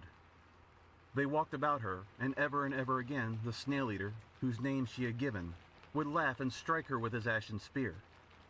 And after he had struck her with his spear, he would look over his shoulder like one who had done an overbold deed. The others too looked over their shoulders ever and again, and all were in a hurry save Udina. When the old woman saw them coming, she cried aloud with joy. They made Udina cross the river with her hands tied, although the current was strong, and when she slipped the old woman screamed, first with joy, and then for fear she might be drowned. And when they had dragged Udina to shore, she could not stand for a time, albeit they beat her sore. So they let her sit with her feet touching the water, and her eyes staring before her, and her face set, whatever they might do or say. All the tribe came down to the squatting place, even curly little Ha-Ha, who as yet could scarcely toddle, and stood staring at Udina and the old woman, as now we should stare at some strange wounded beast and its captor. The old woman tore off the necklace of Uya that was about Udina's neck and put it on herself. She had been the first to wear it. Then she tore at Udina's hair and took a spear from Sis and beat her with all her might. And when she had vented the warmth of her heart on the girl, she looked closely into her face. Udina's eyes were closed, and her features were set, and she lay so still that for a moment the old woman feared she was dead. And then her nostrils quivered. At that the old woman slapped her face and laughed, and gave the spear to Sis again, and went a little way off from her, and began to talk and jeer at her after her manner. The old woman had more words than any in the tribe, and her talk was a terrible thing to hear. Sometimes she screamed and moaned incoherently, and sometimes the shape of her guttural cries was the mere phantom of thoughts. But she conveyed to Udina nevertheless much of the things that were yet to come, of the lion and of the torment he would do her. And Uglomi, ha! Uglomi is slain? And suddenly Udina's eyes opened, and she sat up again, and her look met the old woman's fair and level. No, she said slowly, like one trying to remember. I did not see my Uglomi slain. I did not see my Uglomi slain. Tell her, cried the old woman. Tell her, he that killed him. Tell her how Uglomi was slain. She looked, and all the women and children there looked, from man to man. None answered her. They stood shamefaced. Tell her, said the old woman. The men looked at one another. Udina's face suddenly lit. Tell her, she said. Tell her, mighty men. Tell her the killing of Uglomi. The old woman rose and struck her sharply across her mouth. We could not find Uglomi, said Sis the tracker slowly. Who hunts two, kills none. Then Udina's heart leapt, but she kept her face hard. It was as well, for the old woman looked at her sharply, with murder in her eyes. Then the old woman turned her tongue upon the men, because they had feared to go on after Uglomi. She dreaded no one, now Uya was slain. She scolded them as one scolds children, and they scowled at her, and began to accuse one another, until suddenly Sis the tracker raised his voice, and bade her hold her peace. And so when the sun was setting, they took Udina and went, though their hearts sank within them, along the trail the old lion had made in the reeds. All the men went together. At one place was a group of alders, and here they hastily bound Udina where the lion might find her when he came abroad in the twilight. and having done so, they hurried back until they were near the squatting place. Then they stopped. Sis stopped first, and looked back again at the alders. They could see her head, even from the squatting place, a little black shock under the limb of a larger tree. That was as well. All the women and children stood watching upon the crest of the mound, and the old woman stood and screamed for the lion to take her whom he sought, and counseled him on the torments he might do her. Udina was very weary now, stunned by beatings and fatigue and sorrow, and only the fear of the thing that was still to come upheld her. The sun was broad and blood-red between the stems of the distant chestnuts, and the west was all on fire. The evening breeze had died to a warm tranquility. The air was full of midge swarms. The fish in the river hard by would leap at times, and now and again a cockchafer would drone through the air. Out of the corner of her eye, Udina could see a part of the squatting knoll, and little figures standing and staring at her. And, a very little sound, but very clear, she could hear the beating of the firestone. Dark and near to her and still was the reed-fringed thicket of the lair. Presently the firestone ceased. She looked for the sun, and found he had gone, and overhead and growing brighter was the waxing moon. She looked towards the thicket of the lair, seeking shapes in the reeds, and then suddenly she began to wriggle and wriggle, weeping and calling upon Uglomi. But Uglomi was far away.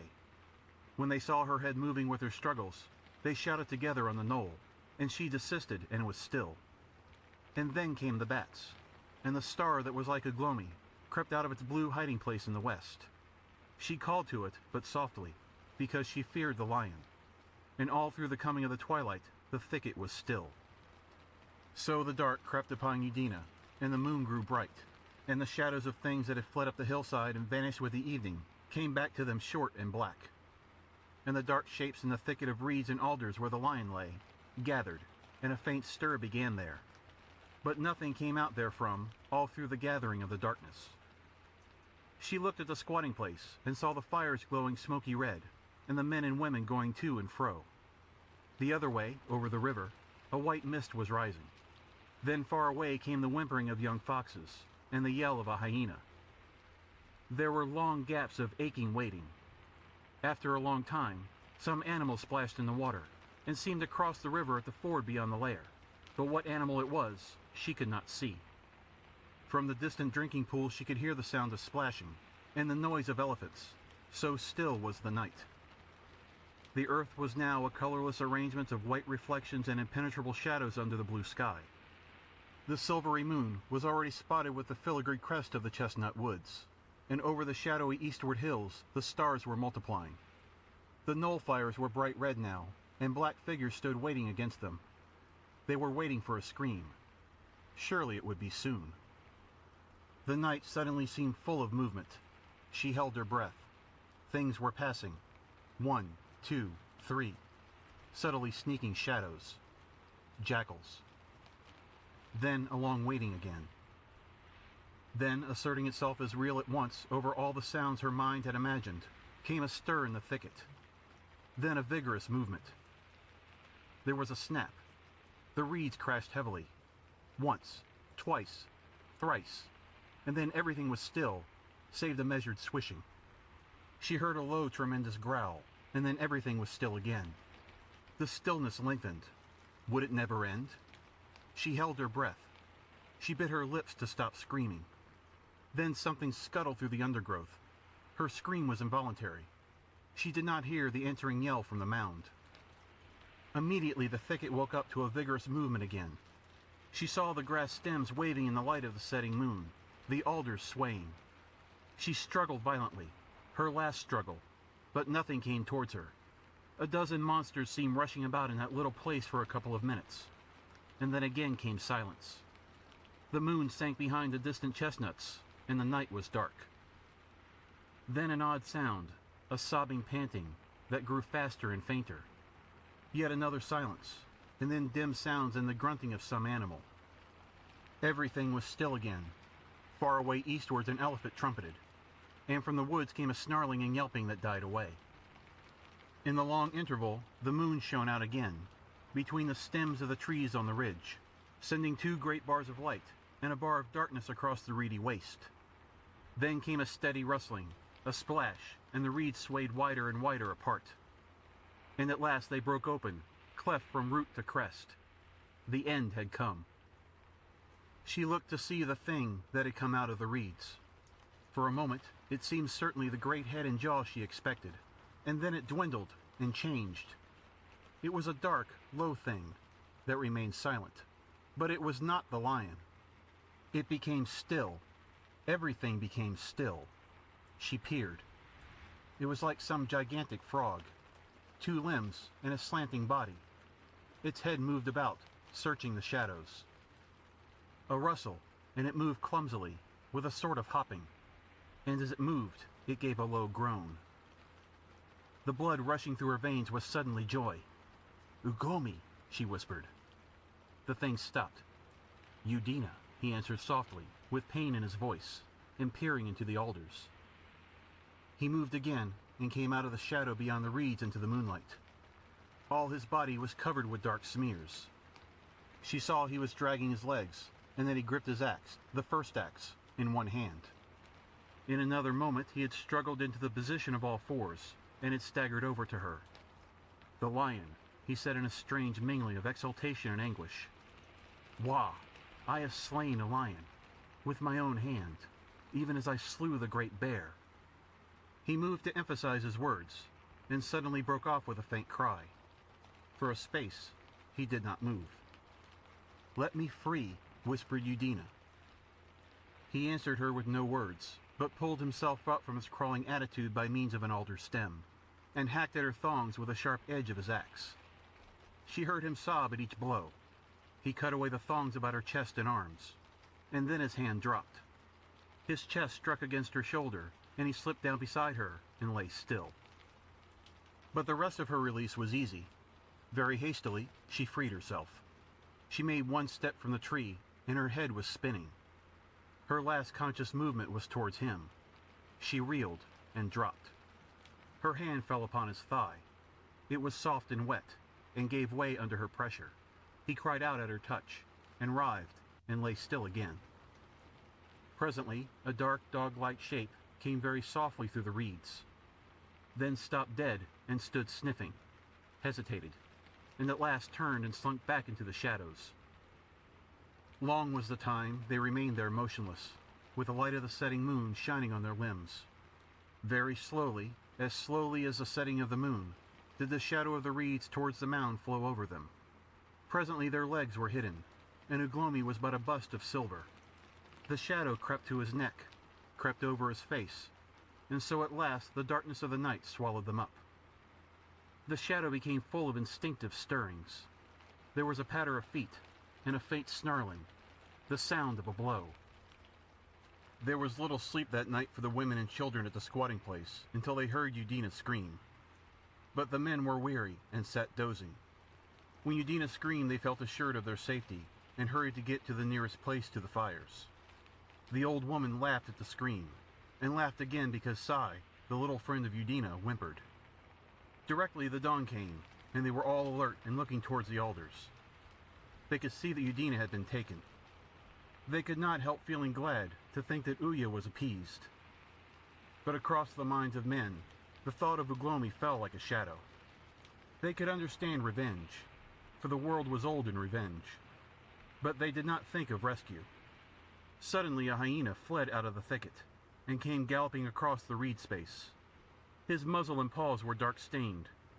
At that sight, all the men shouted, and clutched at throwing stones and ran towards him, for no animal is so pitiful a coward as the hyena by day. All men hated the hyena because he preyed on children, and would come and bite when one was sleeping on the edge of the squatting place. And Catskin, throwing fair and straight, hit the brute shrewdly on the flank, whereat the whole tribe yelled with delight. At the noise they made, there came a flapping of wings from the lair of the lion, and 3 white-headed vultures rose slowly and circled and came to rest amidst the branches of an alder, overlooking the lair. "Our lord is abroad," said the old woman, pointing. "The vultures have their share of Udina." For a space they remained there, and then first one and then another dropped back into the thicket. Then, over the eastern woods, and touching the whole world to life and color, poured with the exultation of a trumpet blast, the light of the rising sun. At the sight of him, the children shouted together, and clapped their hands and began to race off towards the water. Only little Sai lagged behind, and looked wonderingly at the alders, where she had seen the head of Udina overnight. But Uya, the old lion, was not abroad, but at home, and he lay very still, and a little on one side. He was not in his lair, but a little way from it in a place of trampled grass. Under one eye was a little wound, a feeble little bite of the first axe. But all the ground beneath his chest was ruddy brown with a vivid streak, and in his chest was a little hole that had been made by Uglomi's stabbing spear. Along his side and at his neck the vultures had marked their claims. For so Uglomi had slain him, lying stricken under his paw and thrusting haphazard at his chest. He had driven the spear in with all his strength, and stabbed the giant to the heart. So it was, the reign of the lion, of the second incarnation of Uya the Master, came to an end. From the knoll, the bustle of preparation grew, the hacking of spears and throwing stones. None spake the name of Uglomi, for fear that it might bring him. The men were going to keep together, close together, in the hunting for a day or so. And their hunting was to be Uglomi, lest instead he should come a-hunting them. But Uglomi was lying very still and silent, outside the lion's lair, and Udina squatted beside him, with the ash spear, all smeared with the lion's blood, gripped in her hand. End of section 4.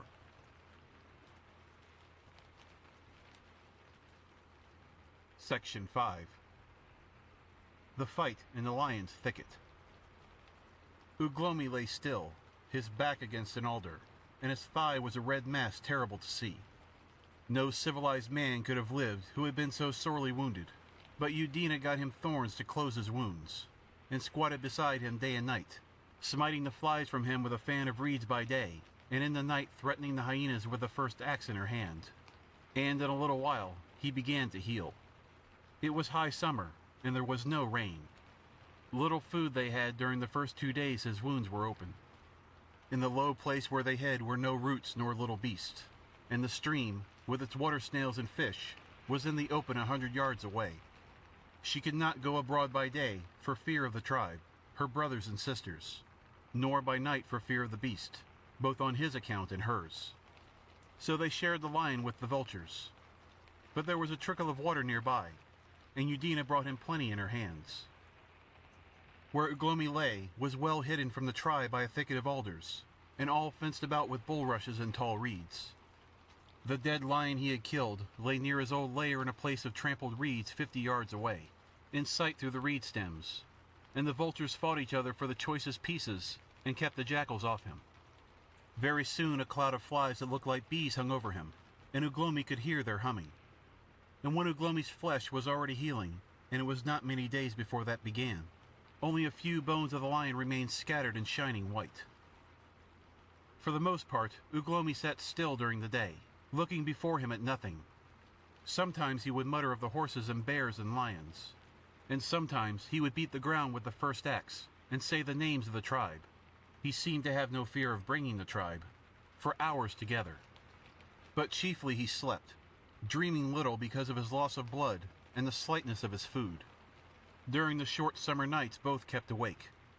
All the while the darkness lasted, things moved about them, things they never saw by day. For some nights the hyenas did not come, and then one moonless night near a dozen came, and fought for what was left of the lion. The night was a tumult of growling, and Uglomi and Udina could hear the bones snap in their teeth. But they knew the hyena dare not attack any creature alive and awake, and so they were not greatly afraid. Of a daytime, Udina would go along the narrow path the old lion had made in the reeds, until she was beyond the bend, and then she would creep into the thicket and watch the tribe. She would lie close by the alders where they had bound her to offer her up to the lion, and thence she could see them on the knoll by the fire, small and clear, as she had seen them that night. But she told Uglomi little of what she saw, because she feared to bring them by their names, for so they believed in those days that naming called. She saw the men prepare stabbing spears and throwing stones on the morning after Uglomi had slain the lion, and go out to hunt him, leaving the women and children on the knoll. Little they knew how near he was as they tracked off in single file towards the hills, with Sis the tracker leading them. and she watched the women and children after the men had gone, gathering fern fronds and twigs for the night fire, and the boys and the girls running and playing together. But the very old woman made her feel afraid. Towards noon, when most of the others were down at the stream by the bend, she came and stood on the hither side of the knoll, a gnarled brown figure, and gesticulated so that Udina could scarce believe she was not seen. Udina lay like a hare in its form, with shining eyes fixed on the bent witch away there, and presently she dimly understood it was the lion that the old woman was worshipping, the lion Uglomi had slain. And the next day the hunters came back weary, carrying a fawn, and Udina watched the feast enviously. And then came a strange thing. She saw, distinctly she heard, the old woman shrieking and gesticulating and pointing towards her. She was afraid, and crept like a snake out of sight again. But presently, curiosity overcame her, and she was back at her spying place. And as she peered, her heart stopped, for there were all the men, with their weapons in their hands, walking together towards her from the knoll. She dared not move, lest her movement should be seen, but she pressed herself close to the ground. The sun was low, and the golden light was in the faces of the men. She saw they carried a piece of red, rich meat thrust through by an ashen stake. Presently they stopped. "Go on!" screamed the old woman. Catskin grumbled, and they came on, searching the thicket with sun-dazzled eyes. "Here," said Sis, and they took the ashen stake with the meat upon it and thrust it into the ground. "Uya!" cried Sis. "Behold thy portion! And Uglomi we have slain. Of a truth we have slain Uglomi. This day we slew Uglomi, and tomorrow we will bring his body to you." And the others repeated the words. They looked at each other and behind them, and partially turned and began going back. At first they walked half-turned to the thicket. Then, facing the mound, they walked faster, looking over their shoulders. Then faster. Soon they ran. It was a race at last, until they were near the knoll. Then Sis, who was hindmost, was first to slacken his pace. The sunset passed, and the twilight came. The fires glowed red against the hazy blue of the distant chestnut trees, and the voices over the mound were merry. Udina lay scarcely stirring, looking from the mound to the meat, and then to the mound. She was hungry, but she was afraid. At last she crept back to Uglomi. He looked round at the little rustle of her approach. His face was in shadow. "Have you got me some food?" he said. She said she could find nothing, but that she would seek further, and went back along the lion's path until she could see the mound again. But she could not bring herself to take the meat. She had the brute's instinct of a snare. She felt very miserable. She crept back at last towards Uglomi, and heard him stirring and moaning. She turned back to the mound again, then she saw something in the darkness near the stake, and peering, distinguished a jackal. In a flash she was brave and angry. She sprang up, cried out, and ran towards the offering. She stumbled and fell, and heard the growling of the jackal going off. When she arose, only the ashen stake lay on the ground. The meat was gone. So she went back to fast through the night with Uglomi, and Uglomi was angry with her, because she had no food for him. But she told him nothing of the things she had seen. 2 days passed, and they were near starving, when the tribe slew a horse.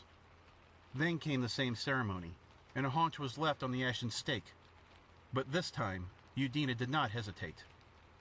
By acting in words she made Uglomi understand, but he ate most of the food before he understood. And then as her meaning passed to him, he grew merry with his food. "I am Uya," he said. "I am the lion. I am the great cave bear. I, who was only Uglomi. I am Wayu the cunning. It is well that they should feed me, for presently I will kill them all." Then Udina's heart was light, and she laughed with him, and afterwards she ate what he had left of the horse flesh with gladness. After that he was in a dream, and the next day he made Udina bring him the lion's teeth and claws, so much of them as she could find, and hack him a club of alder. And he put the teeth and claws very cunningly into the wood, so that the points were outward. Very long it took him, and he blunted 2 of the teeth hammering them in, and was very angry and threw the thing away. But afterwards, he dragged himself to where he had thrown it and finished it. A club of a new sort, set with teeth. That day there was more meat for them both, an offering to the lion from the tribe. It was one day, more than a hand's fingers of days, more than anyone had skill to count, after Uglomi had made the club, that Udina, while he was asleep, was lying in the thicket watching the squatting place. There had been no meat for 3 days, and the old woman came and worshipped after her manner. Now, while she worshipped, Udina's little friend Sai and another, a child of the first girl Sis had loved, came over to the knoll and stood regarding her skinny figure, and presently they began to mock her. Udina found this entertaining, but suddenly the old woman turned on them and quickly saw them. For a moment she stood, and they stood motionless, and then with a shriek of rage she rushed towards them, and all three disappeared over the crest of the knoll. Presently the children reappeared among the ferns beyond the shoulder of the hill. Little Sai ran first, for she was an active girl, and the other child ran squealing with the old woman close upon her. And over the knoll came Sis with a bone in his hand, and Bo and Catskin obsequiously behind him, each holding a piece of food. And they laughed aloud and shouted to see the old woman so angry. And with a shriek the child was caught, and the old woman set to work slapping, and the child screaming. And it was very good after-dinner fun for them. Little Sai ran on a little way, and she stopped at last between fear and curiosity. And suddenly came the mother of the child, with hair streaming, panting with a stone in her hand, and the old woman turned about like a wild cat. She was the equal of any woman, was the chief of the fireminders, in spite of her years. But before she could do anything, Sis shouted to her, and the clamor rose loud. Other shock heads came into sight. It seemed the whole tribe was at home and feasting, but the old woman dared not go on wreaking herself on the child Sis befriended. Everyone made noises and called names, even little Sai. Abruptly, the old woman let go of the child she had caught, and made a swift run at Sai, for Sai had no friends. And Sai, realizing her danger when it was almost upon her, made off headlong with a faint cry of terror, not heeding whither she ran, straight to the lair of the lion. She swerved aside into the reeds presently, realizing now whither she went. But the old woman was a wonderful old woman, as active as she was spiteful, and she caught Sai by the streaming hair within 30 yards of Udina.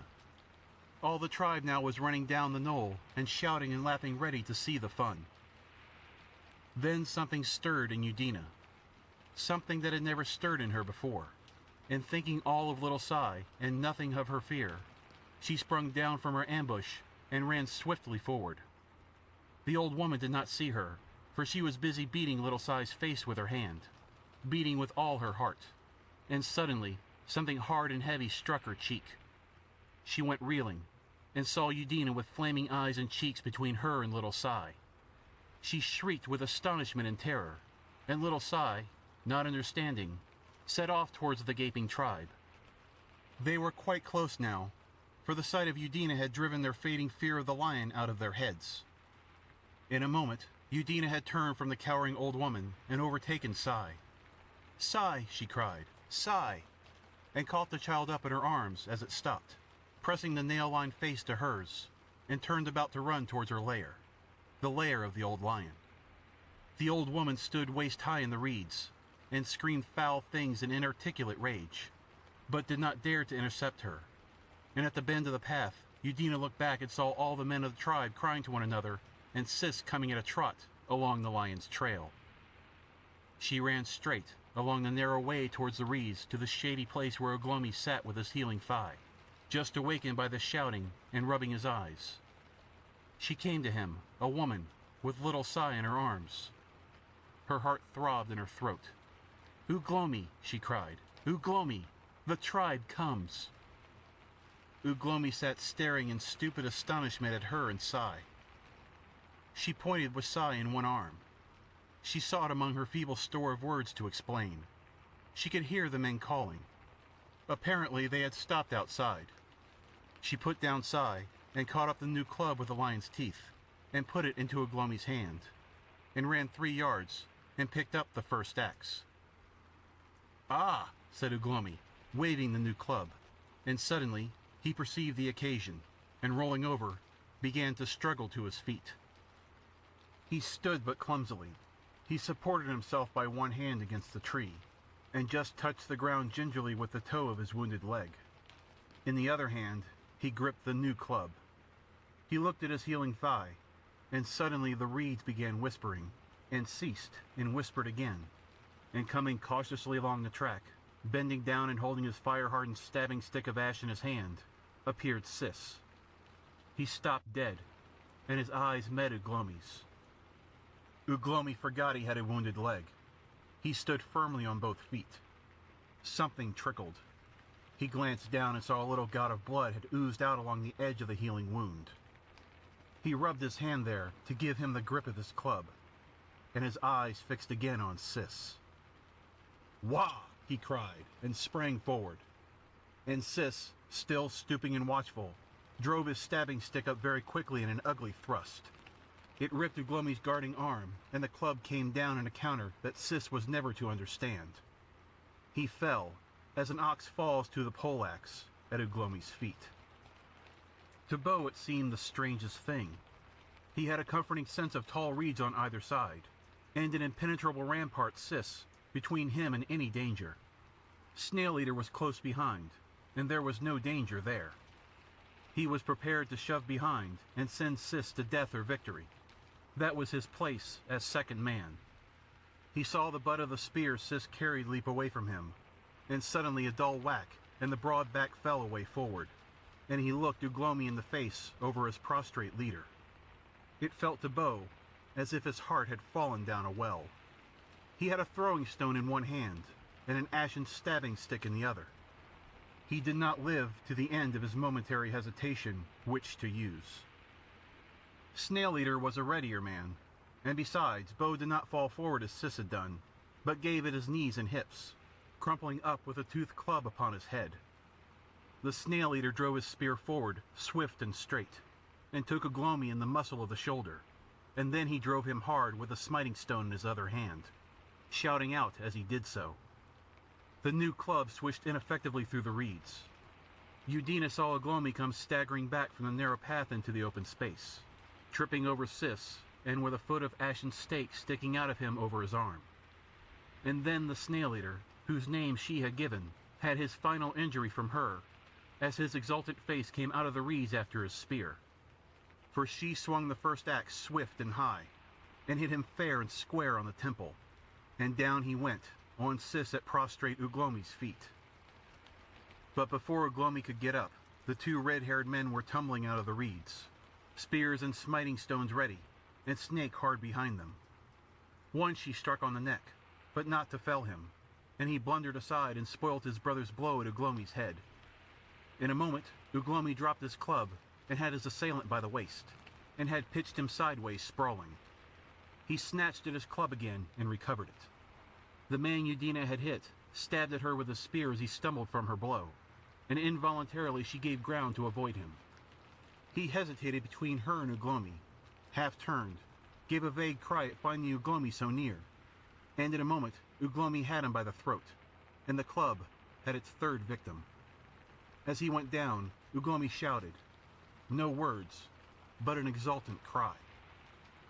The other red-haired man was 6 feet from her with his back to her, and a darker red streaking his head. He was struggling to his feet. She had an irrational impulse to stop his rising. She flung the axe at him, missed, saw his face in profile, and he had swerved beyond Little Sai, and was running through the reeds.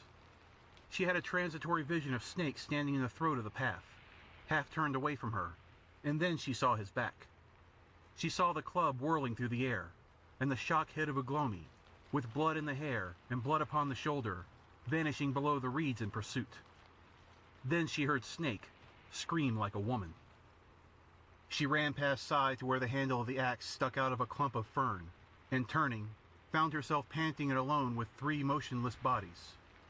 The air was full of shouts and screams.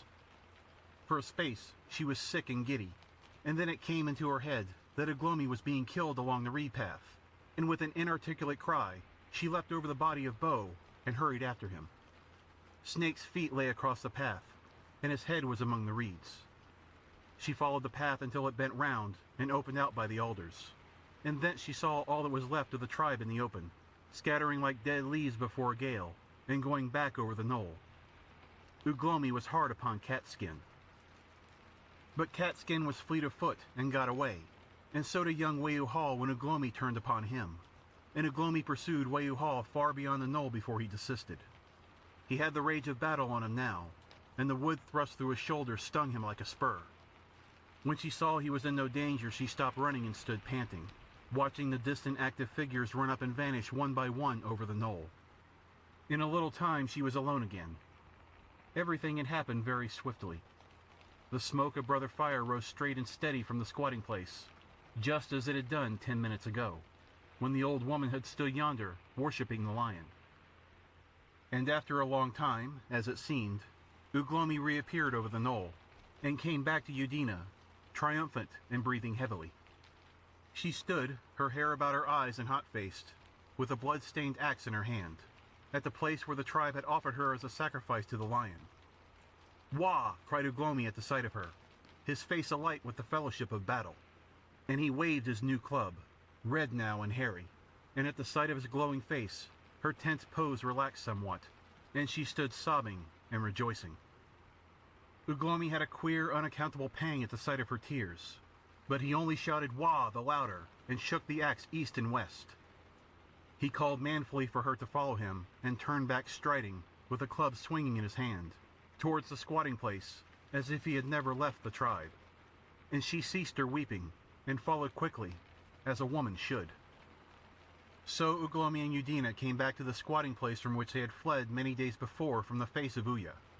And by the squatting place lay a deer half-eaten, just as there had been before Uglomi was a man, or Udina a woman. So Uglomi sat down to eat, and Udina beside him like a man, and the rest of the tribe watched them from safe hiding places. And after a time, one of the elder girls came back timorously, carrying little Sai in her arms, and Udina called to them by name, and offered them food. But the elder girl was afraid, and would not come, though Sai struggled to come to Udina. Afterwards, when Uglomi had eaten, he sat dozing, and at last he slept, and slowly the others came out of the hiding places and drew near. And when Uglomi woke, save that there were no men to be seen, it seemed as though he had never left the tribe. Now there was a strange thing but true, that all through this fight Uglomi forgot that he was lame, and was not lame, and after he had rested, behold, he was a lame man, and he remained a lame man to the end of his days. Catskin and the second red-haired man and Wayuha, who chipped flints cunningly, as his father had done before him, fled from the face of Uglomi, and none knew where they hid. But 2 days after, they came and squatted a good way off from the knoll, among the bracken under the chestnuts, and watched. Uglomi's rage had gone. He moved to go against them, and did not, and at sundown they went away. That day, too, they found the old woman among the ferns, where Uglomi had blundered upon her when he had pursued Wayuha. She was dead, and more ugly than ever, but whole. The jackals and vultures had tried her, and left her. She was ever a wonderful old woman. The next day, the 3 men came again and squatted near, and Wayuha had 2 rabbits to hold up, and the red-haired man a wood pigeon, and Uglomi stood before the women and mocked them. The next day they sat again nearer, without stones or sticks, and with the same offerings, and Catskin had a trout. It was rare men caught fish in those days, but Catskin would stand silently in the water for hours and catch them with his hand. And the 4th day, Uglomi suffered these 3 to come to the squatting place in peace, with the food they had with them. Uglomi ate the trout. Thereafter, for many moons, Uglomi was master and had his will in peace. And on the fullness of time, he was killed and eaten, even as Uya had been slain. End of Section 5. End of A Story of the Stone Age by H.G. Wells. Recording by James Christopher, jxchristopher@yahoo.com. December 2009.